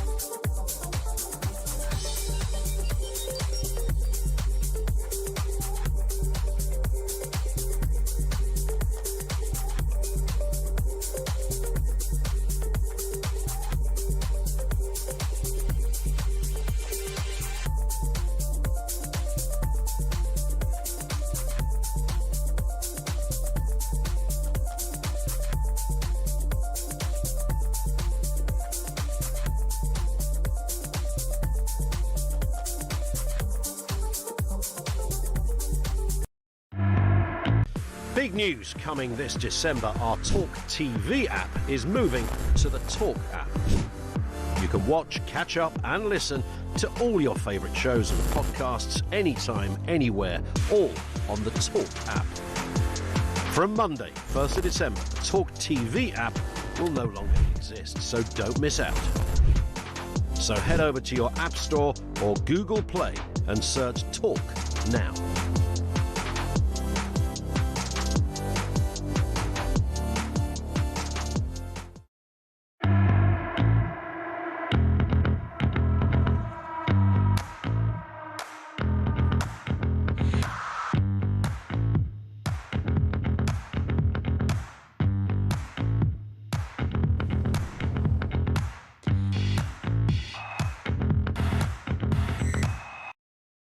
Across the UK, on DAB+, on YouTube, on your mobile, and on your side. This is Talk. You are listening to Morning Glory. It is 8:49. Lovely to have your company. Dolan's dispatch is on the way. An establishment cover-up. That's right, £200 million for the media and political elite to defend the ruinous policy of lockdowns. I'll be dealing with that in no uncertain terms at 9 o'clock. Good morning, Mark, says Dave in Bristol. I've been listening to your programme this morning, focusing on the COVID inquiry and its conclusions. I think these inquiries are expensive and take far too long, but the worst aspect is there's an underlying atmosphere of distrust and the feeling that they're subject to political influence, depending on those in power, and the desire to discredit their opponents while justifying their own position, even to the point of covering up activities and protecting some individuals. Our current Prime Minister, Keir Starmer, says Dave, was in favour of harder, longer lockdowns during COVID and will use this to his own ends. But you have to look at the delays and the vacillating over the rape gangs inquiry to see that this feeling of political influence has done merit, and therefore any conclusions will not be trusted. Dave, thank you for that. Keep those opinions coming. With me in the studio now to tell us about a major event that's happening this weekend is Orla Minihane, who is a reform candidate for Epping and one of the Pink Ladies. I am, yes. Welcome to Morning Glory. Now, who are the Pink Ladies? So the Pink Ladies are a movement, a national movement that was started in the summer. So originally in Epping, we had a horrendous sexual attack on a 14-year-old girl. And from that, you saw many demonstrations outside the Bell. And this was an illegal immigrant accommodated at the Bell Hotel who attacked this girl. He'd been here for 8 days. So he'd come off the boat, been put into the hotel and been here for 8 days. Is that as cultural enrichment, is it? It is. And we find it very culturally enriching ourselves. So what happened was we had a couple of protests, and the protests in the beginning were not as peaceful as we would like. Understandably, people were angry, people were annoyed, they'd felt let down. And from that, we, as women and mothers and grandmothers, came together and said, look, ultimately, the ones that are at risk are women and children from this absolute, invasion of illegal migrant men that are coming into this country daily, weekly, monthly. So the Pink Ladies was set up almost by default. We came together, we started wearing pink, and that has now grown across the UK, which is such an important message to the government, saying that, protests aren't just right-wing thugs wearing masks and shouting and chanting. We are women, we are mothers, we are grandmothers, and we need this government to take accountability for what is happening. We are seeing over and over again sexual assaults. We're seeing, in some cases, murders in the last few weeks. And this is not, right-wing rhetoric. This is the truth. This is facts. This is what we are seeing on our streets every day. And it is terrifying. It's most terrifying. And that's why the Pink Ladies are very important. And what you're doing is flagging up statistically provable concerns about people that enter the country illegally, who not only have a different attitude to women, which therefore results in harassment, wolf whistles, following, threatening behaviour, stares. It goes beyond that. We're talking about a genuine physical and tangible threat to women. Absolutely. And the numbers prove it. The data's there. The data's there. We have seen, and without going into the detail of these poor girls, girls in their 20s and 30s, early 30s. In fact, one of them, Lily, was murdered. She was 19. She's left behind a 6-week-old baby. This is the kind of barbaric murders that we're seeing on our streets. It's terrifying. So you are now behind the Pink Ladies event. It's at Chelmsford in Essex. There's only one rule, which is to wear pink. To wear pink, even if you're a man. And this is not left or right. And there will be left-wing women who will be there this weekend, and who are maybe Labour supporters or Greens or whatever, Lib Dem, but united in a concern for what's happening to the country. Absolutely. This is not a political movement. This is not about right, left or centre. This is about women and mothers and grandmothers coming together and saying, we do not want to feel intimidated. We do not want to feel concerned going to work or going to school. We don't want our children to be, or to worry that our children are getting the bus to school and something could happen to them. And that is our right as tax-paying citizens of this country to be able to feel safe in the towns that we live in. And yet you have been labelled far right. Yes. How do you feel when that happens to you? How does it make you feel? So in the beginning, I think that, for women tend to not be, and this is a sweeping statement, so forgive me, but normal women who have got young families tend to not be as politically driven as, say, for instance, their male counterpart.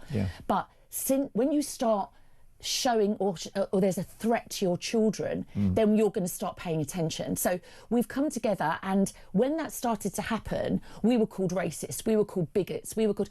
Now, ultimately, as I've always said, it doesn't matter what colour or race these men are that are in these hotels. They could be all from Iceland and blonde and blue eyes and Christian. We don't know who they are. We don't know their background. We don't know where they've come from. So it's irrelevant what their colour is.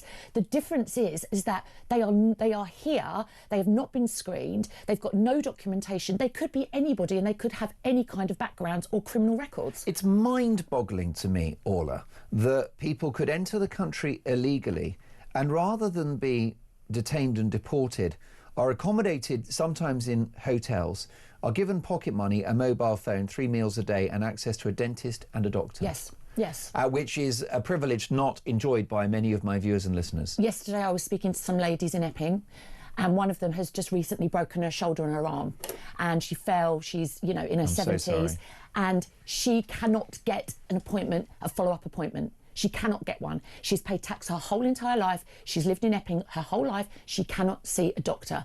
But these guys in the Bell particularly have got a dentist and a doctor that come into the hotel to see them. Then you look at Wethersfield, which is the migrant camp on the outskirts of Chelmsford and Braintree, which is why we're protesting tomorrow.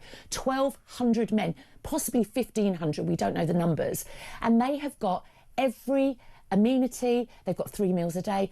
There are homeless people in the town in Chelmsford. In Essex, there are something like 4,000 children, or I think in actual Chelmsford County, 4,000 children in temporary accommodation. The unfairness of this situation is off the charts, and it's just not fair as a working, tax-paying person that you cannot see a doctor, you can't see a dentist, you can't walk the streets safely when these men who have broken into the country illegally are treated like kings. Most definitely. And you're going to have some speakers there. MG, formerly of this parish, is going to be there, and lots of big names, and you're going to get a massive turnout. I hope so. What is the end result? What is the goal? What is the dream, do you think? I mean, look, ultimately, until we have, in my opinion, and obviously, this is a political opinion, until we have a new government, we will not be able to leave the ECHR, and therefore we will not be able to deal with these continuous issues. However, we want the government to listen. We want Keir Starmer, we want the Home Secretary to look and say, at least close the borders, Mark. At least do something about the influx. You can't stop a flood if the tap's still on. So, please, it's That's just why I think ridiculous. it's a red herring about the hotels, because yes, it's terrible to use the hotels and it's expensive and bad for communities. But actually, if they're in an army base, OK, they're still free to wander the streets. They're bussed in. They're bussed into Chelmsford, and they're bussed into Chelmsford every day. It's and the wild. thing is, these men have got nothing to do. It's wild. More power to you. How can people find out about this event in Chelmsford? Well, it's on X. We're on X, Pink Ladies, on Pink X, Ladies. Instagram. We've got Facebook accounts everywhere. Please come, show support and solidarity with your sisters. More power to you. Thank you. And I'll be covering it on Talk Breakfast tomorrow, and then some. I'll be all over it like a rash on like other media outlets I could mention. Orla Minihane, thank you so much. Pink Lady, Reform candidate for Epping, and wear pink. Basically, that's the rule. I might wear a pink tie. I'm going to wear a pink tie tomorrow. There you go. Fabulous. Committed to that. Thank you, Orla. Thank you. Listen, I won't be wearing a red tie because I'm not a Manchester United supporter, but the Manchester United correspondent of the Sun newspaper is Samuel Luckhurst. He's with me now. Good morning, Sam. Good morning, Mark. How are you? I'm very well, and I am so excited because the Prem is back this weekend, and we've got some big fixtures. Yes, it's been an inordinate and interminable international break. For United, they've not got a game until Monday, so it's a little bit longer for me to wait to get to a game. But these November internationals are never fun for football fans. No, I'm all about, I've got to say, the Prem. And United, have they turned a corner, would you say, Samuel?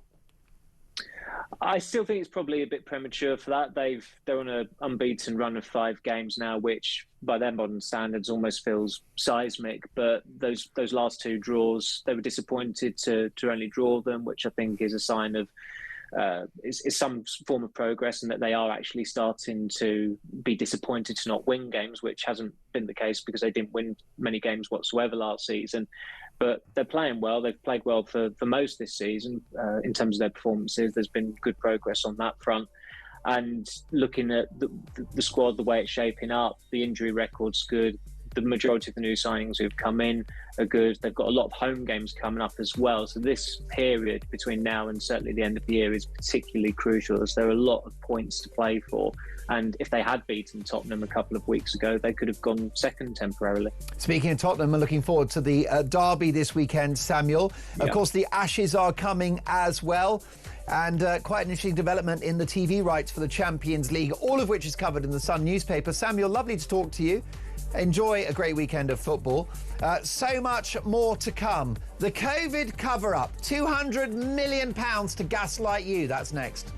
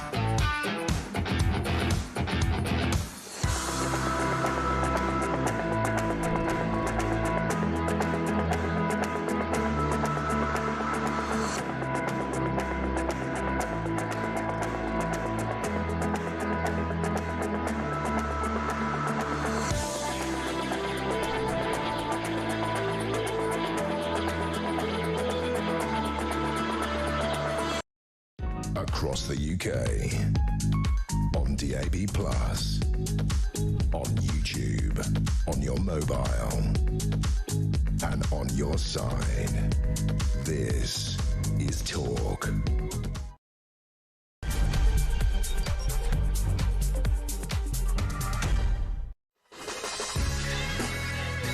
Coming up to 3 minutes past 9, I'm Mark Dolan. This is Morning Glory. A big hour to come. The COVID cover-up, the £200 million pandemic inquiry, protects the establishment by claiming that lockdowns, masking and vaccine tyranny were essential, and that far from being the biggest public health mistake in history, we should have done more. I'll bring reaction in today's Dolan's Dispatch in just a moment. It might get me cancelled. Producer Christian, good.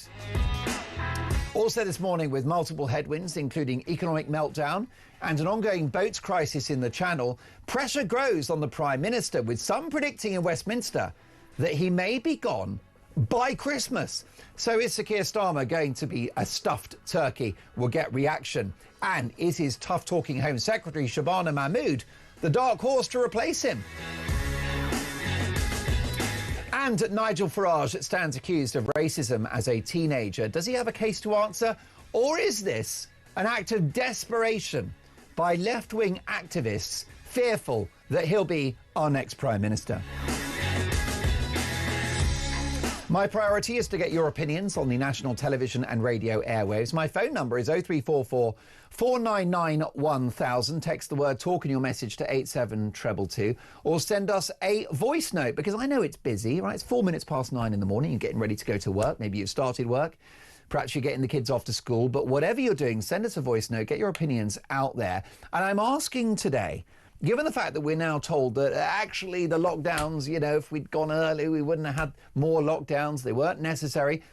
What did you go through during the pandemic? What sacrifices did you make? I want your stories. 0344 499 1000. Get your calls and voice notes on that in just a moment. But first, Dolan's Dispatch. If you wanted evidence that the establishment of this country is rotten to the core, look no further than the wildly expensive COVID inquiry, which, surprise, surprise, protects the political, medical, academic and media elite by defending the madness of lockdowns, masking and vaccine tyranny. Rather than acknowledge the catastrophic mistake of locking us in our homes for the best part of 2.5 years, they're digging in with the bizarre claim that if we'd had the first lockdown a week earlier, that somehow thousands of lives would have been saved and we would have lived happily ever after with no further lockdowns. Do they think we're stupid? Do they take us for fools? What a surprise that they've spent almost £200 million of your money to pat themselves on the back, given the devastating measures that we saw look to have been a complete waste of time. We would have been better off, in my view, if we had done nothing. Did those fools at this inquiry not notice, with the millions that we've given them, to think about Sweden, for example, that had no lockdowns, no mask mandates, and yet now boast the lowest excess deaths in the whole of Europe for the duration of the pandemic? Did this inquiry, which cost £200 million, fail to notice states in America like Florida and Texas, where people lived their normal lives, mask-free, in packed football stadia and pop concerts, going to work, getting treated in hospital, whilst left-wing states like California and New York lived in an effective police state for 2.5 years? What about the very poor countries around the world in Africa and Asia that couldn't afford lockdowns? They had the same outcomes as us. As I said at the time, from this very studio, in this very seat, during the pandemic, virus gonna virus. And it was in this studio, in this seat, early in the pandemic, that I famously chopped up one of those filthy, worthless, scientifically empty masks in a video that went viral globally. Politicians, public sector unions, media types like Dr. Hilary Jones and Gary Lineker, they were all in on a policy which Professor Jay Bhattacharya at the University of Stanford called the biggest public health mistake of all time. And now, this inquiry that cost you and I £200 million says we should have done more lockdowns, not less. That's right, more lockdowns, not less. Now, terrifyingly, they're talking about being better prepared for the next pandemic. Well, I'll be prepared too. I'll be prepared using this platform to say no, no, no, just as I did in 2020. These measures, these ruinous measures, defended now by the COVID inquiry, these measures gave us a national debt of £2 trillion, an NHS waiting list of 8 million people, a broken economy, a tsunami of mental health problems, and a generation of diminished, screwed up kids with an interrupted education, cowering in fear for a virus that brought them no threat whatsoever. I've done my own COVID inquiry. It's cost nothing, and it's a 2-word assessment: never again. Your reaction, 0344 499 1000. This is a voice note from Jack. Take it away, Jack. Morning, Mark. Great show as always. Jack from London here. My youngest daughter was born in May 2020, and I remember having to drop my wife off at the hospital in labour, in pain, and leaving her there alone for 12 hours. I wasn't allowed in until 45 minutes before my daughter was born. Tell me, what was the point of that? What difference did it make if I'd been there during the whole time or at the last 45 minutes? And then robbed her grandparents of seeing her for the first few months of her life. But the one thing I will say, even though it was a complete shambles, at least it wasn't Labour that was in charge, because, to be honest with you, we'd probably still be in lockdown now. See ya. What a brilliant, brilliant voice note, Jack. Thank you so much for that. I love your messages, your calls and your voice notes. Keep them coming. Herbie has done just that. Hello, Herbie. Good morning, Mark. Well, Mark, I'm under the lucky ones because I got COVID in 2020, November. Yeah. I had the last appointment on a Wednesday, and Thursday afternoon they rang me and said I got COVID and self-isolate. I had a chest infection. By Saturday morning, I couldn't breathe. So I was rushed into hospital, 6 hours in resus, 4 days on oxygen, and I'm a diabetic. So was I lucky or was I lucky? Oh, well, thank goodness for that, Herbie. What, therefore, do you make of this inquiry that cost £200 million that says if we'd gone for lockdowns a week earlier, we wouldn't have had further measures and all would have been rosy in the garden? Well, Mark, the problem is none of us really know who will get what. I mean, say, as I said, I've come out of this. A lot of people died under my condition and maybe not as severe as what I had. And, you know, it's just one of these things. It's a difficult one to know. We didn't really know about it. We didn't understand it. I think there's a lot of people that was involved that should have been involved. It was a mistake. A lot of lessons might have been learnt from this inquiry. We just have to wait and see if it happens again, Mark. It's not possible to say. People get ill, people get flu, people get cold, this, that and the other. Some people die, some people don't. We don't know why this is the case. It's just a case of a learning curve now. We don't know really if it ever happens again, if we'll have the same resource again. Nobody really knows, Mark. We can't predict it, can we? Well, we can't, Herbie, but I mean, personally, it's only my view, Herbie, but I will never accept a lockdown because I don't know if you're going to have another lockdown, how we would pay for it. Well, this is a problem, you know. This is one of the things. But then, you know, you're damned if you do, you're damned if you don't. If we didn't have lockdown and a few more 100,000 people got killed or died, you know, who's going to be responsible for that then? It's a very, very difficult subject. Yes, the lockdown may not have been right. It could have been done a different way. Perhaps we have learned something, so we don't need a lockdown. It's just a case of us all being sensible, being cautious, and perhaps doing what we're supposed to do to make sure we don't spread it. Well, Herbie, I agree with you. We had that. The Swedes had that, Herbie, because what happened in Sweden is that the authorities told the public what the virus was, what the risks were, and they said, look, you know, if you've got comorbidities, if you're vulnerable, if you're older, if you're overweight, you know, this could kill you. And the Swedish people, Herbie, were given that information. They were trusted with their brains. Right. And therefore, they did not inflict the lockdowns. So they didn't have the economic damage and they didn't have the mask mandates. And they've got the lowest excess deaths in Europe for the pandemic. Well, okay, it's not such a large nation as our own, but this is true. Yeah. I mean, so I wasn't aware. I mean, say I was with somebody, and funny enough, both my ex-wife and the person, my partner, never got COVID. Yeah, I did. It's just such a strange thing, you know. It's somebody I slept with, I was with, and everything else the day before. Hey, Herbie. Sorry, Herbie. Wait. This is an exclusive. Who did you sleep with? What's going on? You're a lucky man. I know you're an attractive man, Herbie. Well, of course I am. What do you expect? There you go. I tell you what, you caught more than just COVID during the pandemic, didn't you? Sorry? Nothing. Now, Herbie, I'm only pulling your leg. Listen, Herbie, thank God you prevailed. How bad was the illness for you? Did you fear for your life? Of course I did. My daughter came down from up north thinking that, you know, the worst. Yeah. The only thing it's done, I haven't got the energy I had, I haven't got the strength I had. That's about the only thing that it took. And I can just thank my lucky stars that I had good treatment. The hospital was very good. I know it was under pressure. You know, being on oxygen for 4 days, it really started to worry me. But the one conclusion I did have, I had decent meals in the hospital for a change, would you believe it? And I love their meals, which I pleasantly enjoyed eating. So one of those strange things in life. But I'm glad to be here, Mark. And I wouldn't wish it on anybody because I'll tell you what, it was damn scary. You're in the wall with other people with it. And, you know, what I was seeing going on, oh, dear me.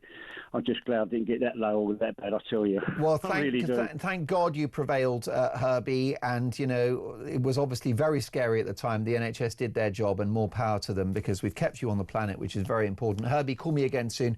Really enjoyed that conversation and congratulations on your very active love life. Gary's in Wales. Good morning, Gary. Welcome to Morning Glory. Morning, Mark. How are you? Listen, I'm very well indeed. Now, let me just put it out there that the authorities, right, the vast majority of experts, medics, scientists, Gary, public health officials, they're very clear that the lockdowns, the masking, the social distancing and the vaccine rollout saved millions of lives. Lives. Whoa, Yeah. Freudian slip. Someone can clip that. Save millions of lives. And what's your view, Gary? Oh, it's just, first of all, can I say, people were you made a comment there, which I loved. People were trusted with their brains. Yeah. I know. It's true. Imagine, it'll never catch on, will it, Gary? No. I mean, first of all, a virus, a paper mask does absolutely nothing. A virus can pass through porcelain, never mind a paper mask. Absolute nonsense. Well, the holes in the mask are between 500 and 1,000 times bigger than the virus. Yep. It just complete window dressing, complete psychological control. COVID theatre. Yep. I mean, I was saying there before I came on, all of the staff in the NHS, we had, in the early stages, we had classes where they were saying, you need to promote these vaccines. These vaccines will protect against all future variants of COVID. And people were actually bullied out of the NHS for saying, hold on a minute, how can you create a vaccine for something which hasn't yet mutated or created variants? It's scientifically impossible. Exactly. And they just refused the science. It's social. I totally agree. Somebody said it on Talk yesterday. It's a social experiment in what the government can get away with. Control. Well, Gary, I mean, regarding the vaccine, I was happy when it came along. And if you're in a vulnerable group, you take that vaccine, good luck to you. But it goes back to the Sweden thing. Let us decide as a population. And I had to take my incredibly healthy 13-year-old son to get jabbed, right? Gary, This is a lad that plays tennis and football every day of the week. He's as fit as a fiddle and as thin as a rake. And that kid did not need to be jabbed. And this is the scandal of, I think, what happened over 3 years. Yeah, it's crazy. I mean, another thing which happened, I'm not sure what happened to the sort of, when I say the general public, I had to go to get vaccinated as an NHS employee. And they actually gave the COVID vaccine with the flu vaccine, which you're not supposed to do. You don't give two vaccines at the same time. That sounds a bit much for the body at one time, doesn't it? Yeah, but for the sake of efficiency, they did it. And I actually questioned them. I said, hold on a minute. I just want to illustrate my point here. How come people, especially the elderly and vulnerable groups, get the flu jab every year? Why is that? Why can they not create a future-proof vaccine for the flu? Oh, don't be stupid. Gary, I mean, you're awake. You've got the evidence of your eyes and ears. You've got common sense, which the medical elite did not have during the course of the pandemic. Gary, thank you for that call. No nonsense. A bit of a truth bomb dropper there, Gary. Let me know your reaction to that. And let me stress that the majority of medics and scientific experts are 100% clear that the vaccines, that the mask mandates and the social distancing lockdowns saved thousands of lives. Okay, that's the majority view. It's one I don't share, but it's important as a national broadcaster that I establish that that is the case. In the end, do you know who decides? You decide. And what I want to know is, if there was a future pandemic, would you accept the lockdowns and the masks and the vaccine tyranny? Let me know. 0344 499 1000. Next time, will you comply? So much more to get through. A true national scandal next. Fly tipping on an industrial scale. Welcome to Broken Britain. That's next.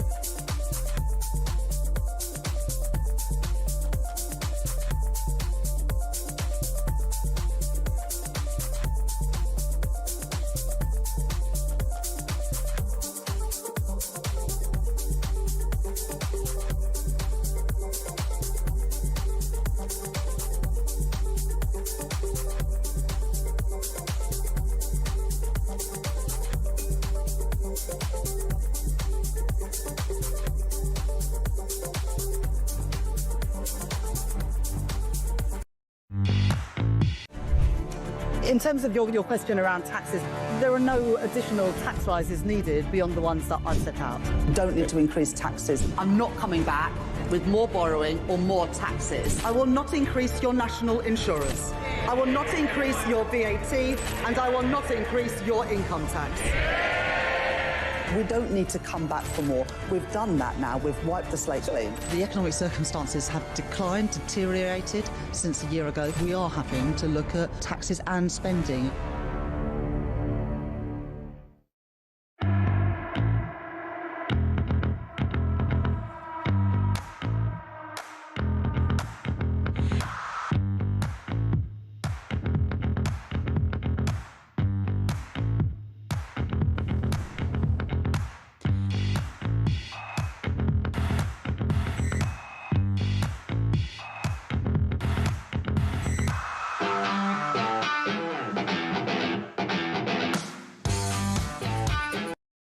Across the UK, on DAB+, on YouTube, on your mobile, and on your side. This is Talk. 22 minutes past 9. Good morning, Mark, says Sandra in Basingstoke. My late husband and I were both in our 70s during COVID. He had an illness, so we were very wary of it. We watched the daily updates and remember Boris saying that we should stay at home. My sister said no chance. The following week, Boris said you must stay home. So how much was down to the public? I'm glad that we stayed home. I didn't want to lose my husband 3 years before I ended up doing so. Sandra, I'm so sorry for the loss of your husband. And that's the point about COVID. There was a tragic time for so many people. Mike says, good morning, Mark. You might not remember the ban on purchasing non-essential items during the pandemic. When I was banned in Wales from buying ink refills for my son to complete his schoolwork, I just climbed over the barriers, picked the items up and paid for them. We were led by donkeys, and some people still think they did a good job. Mike, thank you for that. Get some more of your calls and texts in just a moment. But a huge 130-foot river of fly tipping, that's right, over 100 feet of just disgusting litter has been found dumped less than a mile from a recycling centre. Investigations into a country lane in Avonmouth in Bristol have commenced after it became the latest victim of Britain's fly tip epidemic, with literally tons of waste scattered across the land.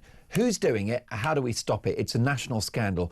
Let's speak to Tony Earnshaw, who is from UK Commercial Group. He's the CEO. This is a company that helps to remove the waste from fly tipping. He joins us now. Hello, Tony. Good morning. How are you doing? Very well. Thank you for joining us. First of all, what is the makeup of this waste? What exactly is it that's stuck in our rivers?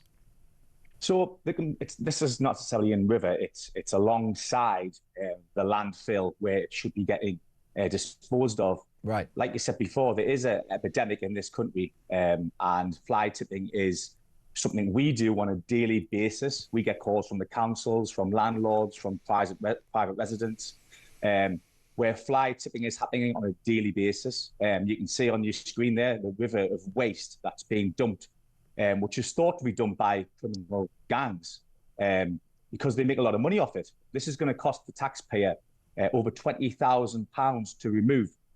Now, I think it's quite interesting, actually, that the waste is being dumped so close to the landfill itself rather than actually taking it through. Now, is it the cost? Is the cost too high in this country? Is there no room for the waste anywhere else nearby?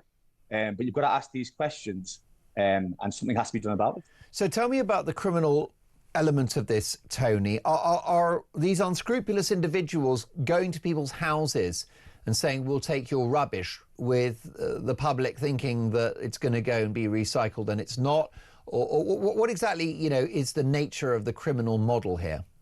So the advertising on places like Facebook and Instagram and places where they can capture and they offer a cheaper price than you would normally get. So you might need your mattress taken away in bits and bobs, and they'll offer you that for half the price that a reputable company with a waste carrier's license would do. They are then collecting this waste in back of vans and and then they're disposing it in areas that there shouldn't be, sometimes areas of outstanding natural beauty. Now, the problem that the people who pay these gangs have got is the councils then look through that waste, and if they find evidence of boxes with addresses on, with letters with addresses on, and they haven't got a receipt for the waste, and they haven't checked out this company, that they're a legal waste carrier company, then what happens is the police knock on their door, they can get up to a £50,000 fine and 5 years in prison as well. So you really need to think about why the disposal of your waste is so cheap, and who it is who's coming to collect it. Check reviews online, make sure that a company like UK Commercial Group who are reputable. Well, this is the issue, isn't it? What do we need? What is the solution? Apart from services like yourself at UK Commercial Group, how do we actually tackle this problem? Do we need tougher prison sentences, more policing? What's the answer, Tony? Well, I think that there needs more policing around this area. But I think the prison sentence is obviously 5 years. That's quite a lot. Nobody wants to do 5 years in prison and pay a £50,000 fine. But we have got an epidemic in this country. We've got the bin strikes in Birmingham at the moment. Scotland announced that they are banning landfill from 2026, which I think is now getting moved to 2028. That's going to cause a massive issue in the north of England, because all what's going to happen is, if the landfills are closed, the waste transfer stations are going to get full up. They're going to put it on the back of a lorry, and guess what they're going to do? They're going to cross the border into England, and they're going to be filling the landfills up in England, and it's going to promote more fly tipping, because the price of removing waste will go through the roof. And I think really what people need to do is to start from the ground up. People need to be responsible for their own waste and make sure that they are recycling where possible. They're using the local centres and taking it themselves. And if you are going to use somebody because you've got a lot of waste, or you're a business and it needs removing professionally, make sure you find a professional company and they have reviews online and they have a waste carrier's licence, and get a receipt. If you don't have a receipt, you're liable for that waste. Oh, Tony, if only you were in charge. I think this story is another example of broken Britain. Thank you for joining us. Tony Earnshaw is the CEO of UK Commercial Group. One of the services his company offers is the removal of fly tipping waste, following the discovery of a huge 130-foot long river of fly tipping trash and mess. Truly shocking. What about COVID? We've got an inquiry. I think it's establishment cover-up. 200 million quid for the media, political and scientific elite to pat themselves on the back and say, oh yeah, lockdowns were great, we should have started them earlier and had more. This is a voice note from Sarah. Morning, Mark. Great show. Just listening to all the discussion about the COVID inquiry. I mean, gosh, what a waste of time and money this really is. And to come out with you know, the conclusion that they have, I mean, is shocking to me. But I think a lot of your callers are missing the point. I mean, if you remember, we were locked down to save the NHS. To save the NHS. That's what we were spun the line for. And so, you know, other than actual treatment for COVID, really, there was very little else going on. I lost my father-in-law with cancer during there because he couldn't get any treatment. And the waiting lists have increased and increased and increased. And, you know, people have got undiagnosed illnesses and are poorly because they couldn't get to see anybody. I mean, it took us weeks to you know, months even to get back to even be able to see a doctor, and some people still can't. So save the NHS? I don't think so. What really needs to happen, what should have been the conclusion from this COVID inquiry, is that we need to sort the blooming NHS out. And it's not a matter of more money, it's reorganisation. I mean, it's an absolute basket case. Anyway, that's just my opinion. Sarah, what a valuable opinion it was. It's one that I happened to share. Thank you for your brilliant voice note. Have a great day and drop me another note soon. This from Fiamma in Surrey. Good morning, Mark. I run a domestic abuse charity. We kept operating during lockdown, but thousands of survivors of domestic abuse and their children were locked in with their abuser. They would have been at much less risk getting COVID than being at the mercy of their abuser. Lockdowns were absolutely disastrous. Martin in Oswestry says, good morning, Mark. Working as a postman through lockdown, never wore a mask, never caught it. The missus caught it, yet I was immune. Congratulations to you for your excellent immune system on that one. Listen, were lockdowns the biggest mistake in history? We'll debate that with a top expert next.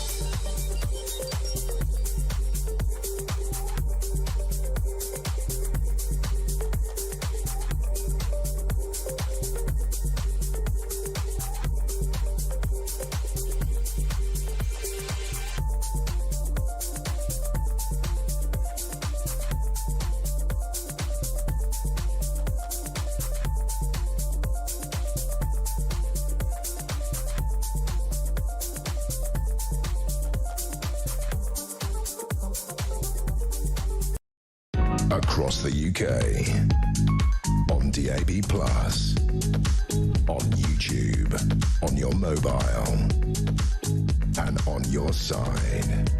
This is Talk. Many thanks to Luke, Christian, Mark and Tommy for supporting me so much in today's show. Don't forget, I'm back for Weekend Breakfast tomorrow from 6 till 10 and Sunday as well for Dolan's Dispatch, big opinions, big guests and much more.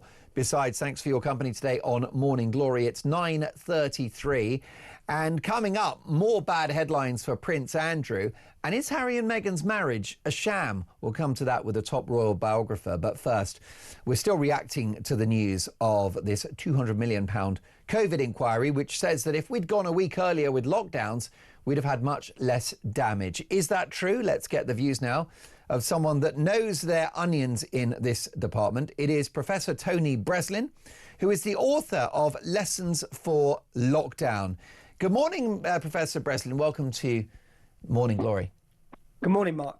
It's nice to see you. First of all, your reaction to this inquiry and its findings so far. Well, I think an awful lot of what we could have predicted. I guess what it does do is it gives us some kind of record. But the question is, at 800 pages, and that's just one of the 3 volumes, the third still to come. Yeah. We've got to ask, how are we going to capture this? Who's going to read it? Are we going to learn from it? If we don't learn from it, then it will have been wasted. And very clearly, errors were made. This was a novel situation. Yes.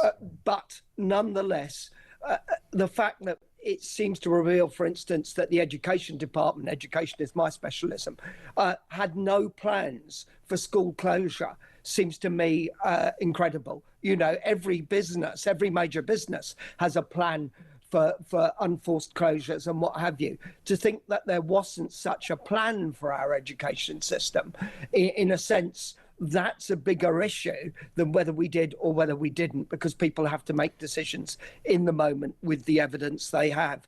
We didn't have that evidence and we didn't have the preparedness. Given that there are states in America like Florida and Texas that had light touch measures, of course, Sweden has been well quoted. Does this real world data, Professor Breslin, suggest that Britain overreacted to the virus? I'll be perfectly honest. I haven't carried out that kind of comparison at sufficient depth to say one way or the other. But what I would say is that it seems clear that we were always behind the curve rather than in front of it. And I think a fairly wide conclusion now is that whether you believe we should have locked down or not, the worst outcome is to lock down too late, to lock down after the event rather than beforehand, because you're locking down once the damage has been done. Perhaps so, but we saw countries like Germany that went into lockdown more quickly. They've had similar outcomes to us, haven't they? And, you know, there is the elephant in the room, Professor, of Sweden. And I agree, neither of us are epidemiologists. But, you know, the numbers don't lie. That's a country that's got a diverse population. It outperformed its Scandinavian neighbours with no formal lockdowns, no mask mandates. I mean, do you just feel that without you and I sort of, you know, straying into the world of science, do you not think the inquiry should have perhaps looked at that more closely? Well, I should be there's still a volume to come. I shall be very disappointed if it doesn't. Yeah. But we always get the issue, how are the people selected who contribute to the inquiry? Yes. Which voices are heard? And so on. What we do know is that lockdown didn't cause most of the problems that it exposed. It deepened them. It made them harsher in terms of particular communities, but it didn't cause these issues. And I think the reality is now is that we have an education system which we probably wouldn't need to lock down, and certainly in the same way, precisely because of the work undertaken by the education profession and others since lockdown. But we really went into this unprepared for the unexpected. I think you can be, to some degree, better prepared even for the unexpected. Clearly we were not, and we have to take the lessons from that. But yes, the money will have been wasted if we don't pick the lessons from it, if we don't scrutinise them, and if we don't make the kind of international comparisons that you're talking about. Most definitely. And Tony, your area of expertise, the focus of the book, Lessons for Lockdown, was the impact on children and young people. How severe was that impact, Professor? Well, I think I said in both Lessons from Lockdown and the follow-up text, Bubble Schools, I said, look, the issue here, the obsession at the time was that children were missing out on curriculum time. Now, that clearly mattered if you were at the top end of schooling and you were missing the final months before exams and what have you. But actually, whether a child in year 3 does fractions a year later doesn't matter in the scheme of things. We obsessed about curriculum content. What we did not consider was the social impact of lockdown on children. So actually, if we know that all the year 3 children, all the 7-year-olds or whatever in the country are going to do fractions a year later, or will get to the end of year so-and-so without having done a particular thing, we can cover that later on. What we can't account for is and we're now seeing, is the impact of a year's missed play dates by 6-year-olds because parents weren't meeting at the school gate and having the conversations that led to those. Teenagers were not bustling in the corridor in the way that used to drive me mad when I was teaching, but which is the way in which so many of us learn, you know, so much. We learned some of the manners of letting people through and all of that. So I think what we found actually is we should be in praise of our schools in terms of how much education young people were able to do in spite of lockdown, and how well they have caught up since. But what we failed to recognise was the social value of schooling. And that's much harder to address, to quantify, to catch up. And we're seeing that now with the rises in anxiety and depression and all of that stuff. Professor, it's been a pleasure to have you on Morning Glory. Professor Tony Breslin is the author of Lessons for Lockdown, plus a follow-up tome on the impact of pandemic measures on young people. Professor Tony Breslin says Britain was not prepared, particularly in the classroom. Tarquin is in the capital, London. Good morning, Tarquin. Lord Dolan, how are you, sir? Well, better for hearing your rather rumbustious tone this morning. God bless you. You're a star. Oh, listen, you must have been on the cooking sherry. Bit early for you, Tarquin. What do you think about COVID? And by the way, if there's another pandemic, will you comply? No. Why in not? a word, and I didn't first time because it was a massive, in my opinion, massive psychological operation on behalf of the blob, the state, to see what they could do. Now, don't forget that they had a behavioural science type nudge group in, I think it was in the cabinet office at number 10. Yeah, it's Susan Mitchie, who is a member of the Communist Party. Indeed. And so to not think that in retrospect, even though those of us who are in the know exactly what their game is up to. And there was this thing called the 77 Brigade that the British Army has been attending, this bolt-on thing that they've stuck on, which again is all in cahoots with how the British public respond in chaos, in upheavals. It's all a massive psyop. I suggest that nobody, this is my opinion, don't comply, a bit like the digital ID card. Do not comply, people, because they'll only get to where they want to be, these Fabian, communist, Marxist, Gramsciites, if we just go along like last time. And sadly, I have very strong views on the vaccines, which was beyond the remit of this particular call, Mark. I don't think so, actually, Tarquin. What are your concerns about the vaccine? Well, I would rather not say, because it could be rather contentious for this station. But essentially, you're not a big supporter of the vaccine rollout. No comment. No comment. I really don't want to talk about it. And do you know what? I appreciate that because it is a very sensitive topic and people are afraid of getting cancelled. What I will say that perhaps it helps in this area is that I think that it should have been made available to people, and it's like, there's the vaccine, take it if you want it. Just like if I've got a sore throat, I can get antibiotics. It's up to me, Tarquin, and that's what should have happened during the pandemic. In a land where the English common law rules, or should be ruling, I totally agree. That is what our rights are. These aren't privileges. These are our birthrights, and they stomped all over us in that respect. Now, Tarquin, on this show, you put it out there. You say what you think, which is why I'm comfortable with you being wildly critical about the vaccine. Say what you like, as far as I'm concerned. But what about your remarks there to say sort of psyop, almost like a conspiracy? Is that not a wild conspiracy theory? As we all have learned in recent history, conspiracy theories turn into actual eventual event facts these days, isn't it? It's sad to say that is the case. Yeah, give it 6 months and it becomes fact. So yes, I'm afraid it is. I wish we didn't have to think that way, but we do in this, because I am so cynical about most of the things. I question everything, assume nothing. That's my mantra. Question everything, assume nothing. And there you go, Tarquin doing his best to keep us on air, in spite of encouragement from the host to go down a rabbit hole. Tarquin, thank you for your call, and let's have more of your truth bombs soon, please. The highlight of the show is always your calls, your texts, and your voice notes. They are what make the show. They are what make the station. Next up, oh my goodness, more shocking headlines for the artist formerly known as Prince Andrew, now Andrew Mountbatten Windsor. And is Harry and Meghan's marriage a sham? That's next.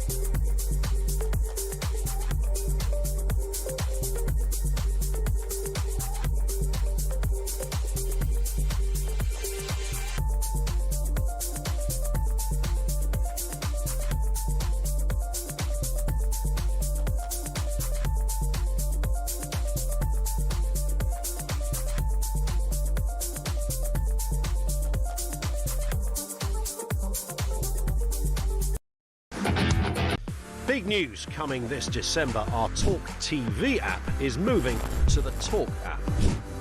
You can watch, catch up and listen to all your favourite shows and podcasts anytime, anywhere, all on the Talk app. From Monday, 1st of December, the talkTV app will no longer exist, so don't miss out. So head over to your App Store or Google Play and search Talk now.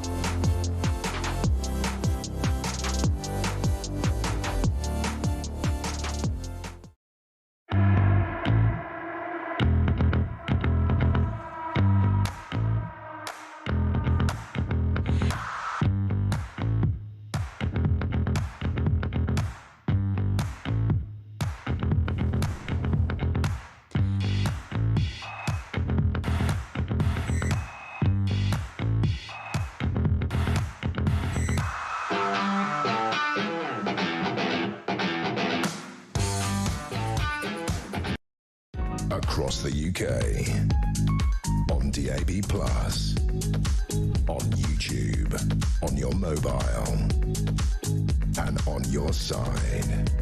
This is Talk. Morning Glory, Mark Dolan with you until 10 o'clock. Don't forget, I'm back for Weekend Breakfast, Friday and Saturday. Saturday and Sunday, 6 a.m. to 10 a.m. Looking forward to having your company.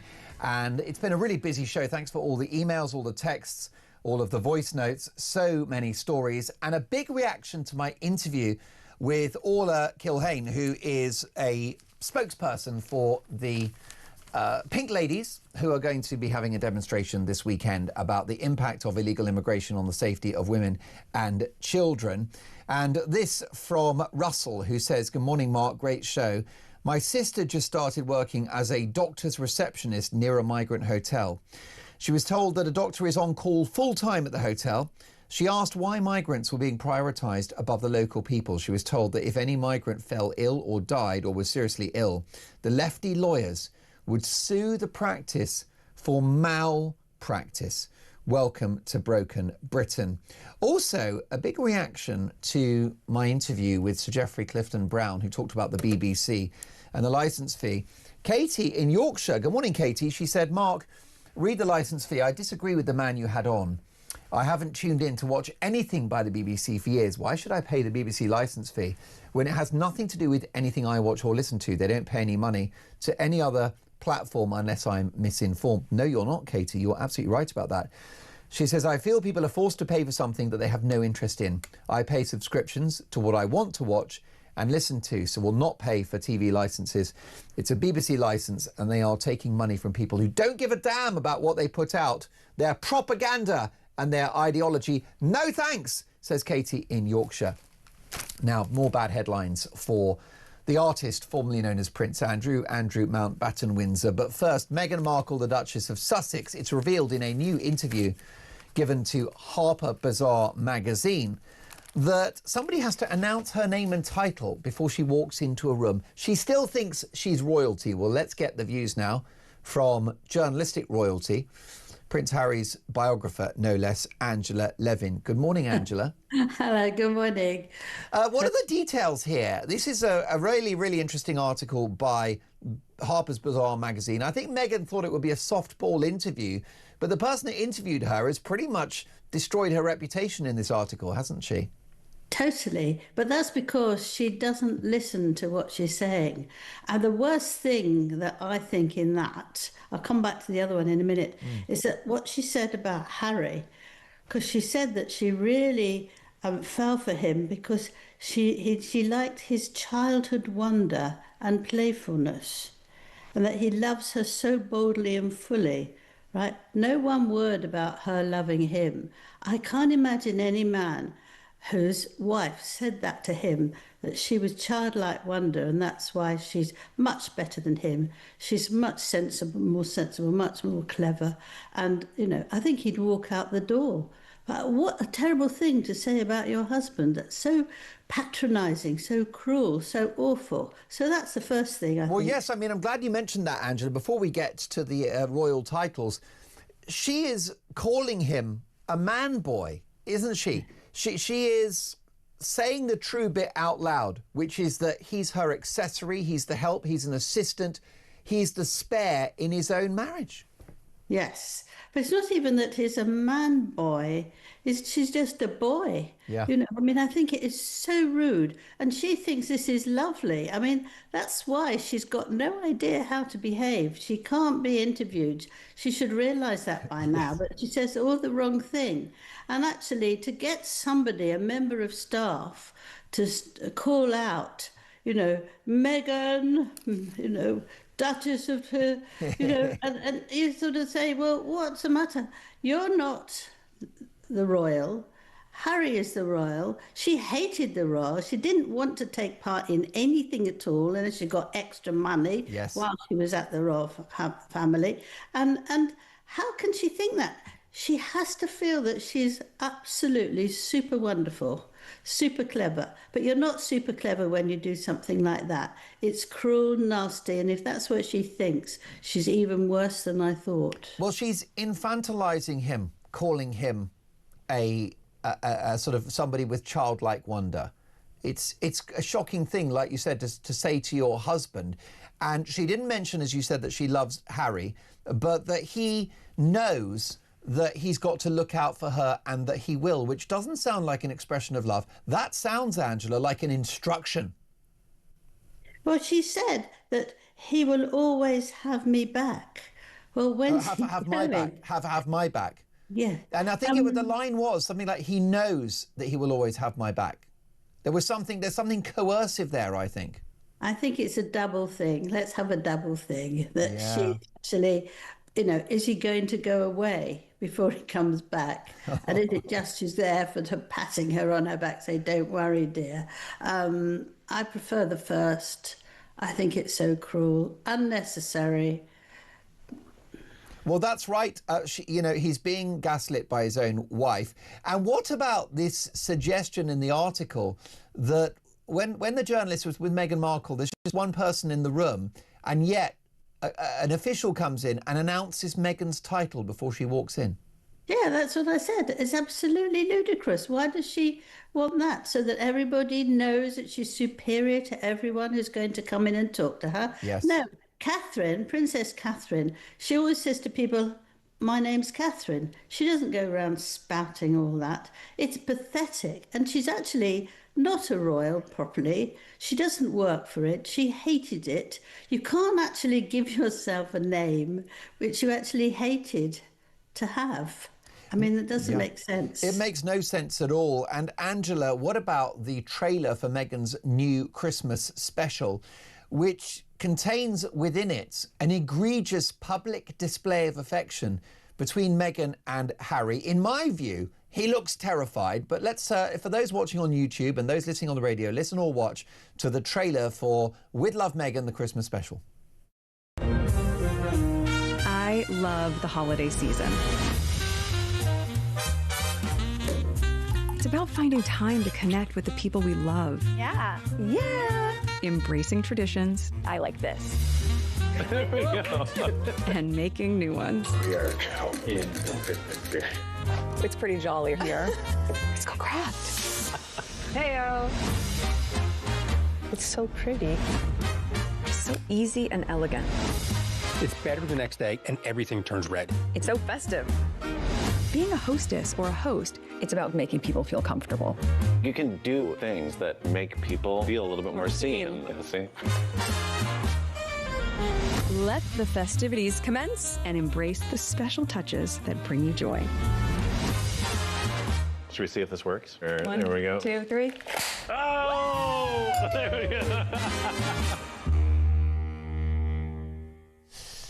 Well, it was a nauseating effort, that, just over a minute long. A minute of my life, Angela Levin, that I won't get back. But what was notable was the brief kiss between the Duchess and the Duke. What did you make of it? Well, he was having some cereal or something. He was eating from a bowl. And it was a bit ridiculous timing. It was just to show that she, she's very, very happy and he loves her. That was a very silly thing. And she didn't say Christmas celebration, called it holiday celebration. She didn't say once that it was Christmas, even though there was Christmas trees and crackers and all those things. Crackers, mind you, are not very popular in America. They are in the UK, but she managed to get that somehow, but she couldn't get a poppy when she was at the party because she said it was too difficult, but she got what she wanted. I thought the children weren't there. She basted turkey or chicken, whatever it was, on the table in a sort of silk dress, yes, sort of painting it, as it were. You don't do that when everything's there on the table and it's ready. I mean, she doesn't know how to do things. She's aiming to be wonderful, but she's ridiculous, really. Well, absolutely. I agree with you, Angela. Whenever she cooks, she looks like she's going to burn the house down. I mean, apparently she doesn't know what she's doing. No, she couldn't see that. She's the milk overflows, and she's a klutz, and she falls out with all her guests on her TV show. The other thing concerning Angela about that promo, that little trailer, was the fact that she's zoomed in, the camera zoomed in, on a mug that she did for her 2 children about how they've been good this year and that Santa's going to be generous. I mean, this is a major invasion of their privacy, isn't it, the children? Well, what's interesting is that she did say that one of them, I don't know which one, didn't believe in Santa Claus anymore. So why is she doing a mug like that? She made a big thing about they're too grown up, whichever one it was. I don't think it was probably the older one. But she's sort of, doesn't like it if they're not doing what fits her for the moment. But if it's just a holiday celebration, why is she doing a cup with Santa on it? I mean, nothing fits, does it? Nothing fits, and she talks about the privacy of her children, but then zooms in on a mug, which is a special Christmas gift, which I would argue is private, Angela. And, of course, she puts them on social media every 10 seconds. Before I let you go, Prince Andrew rejects an invitation to speak to Congress about Jeffrey Epstein, probably for the best. Yes.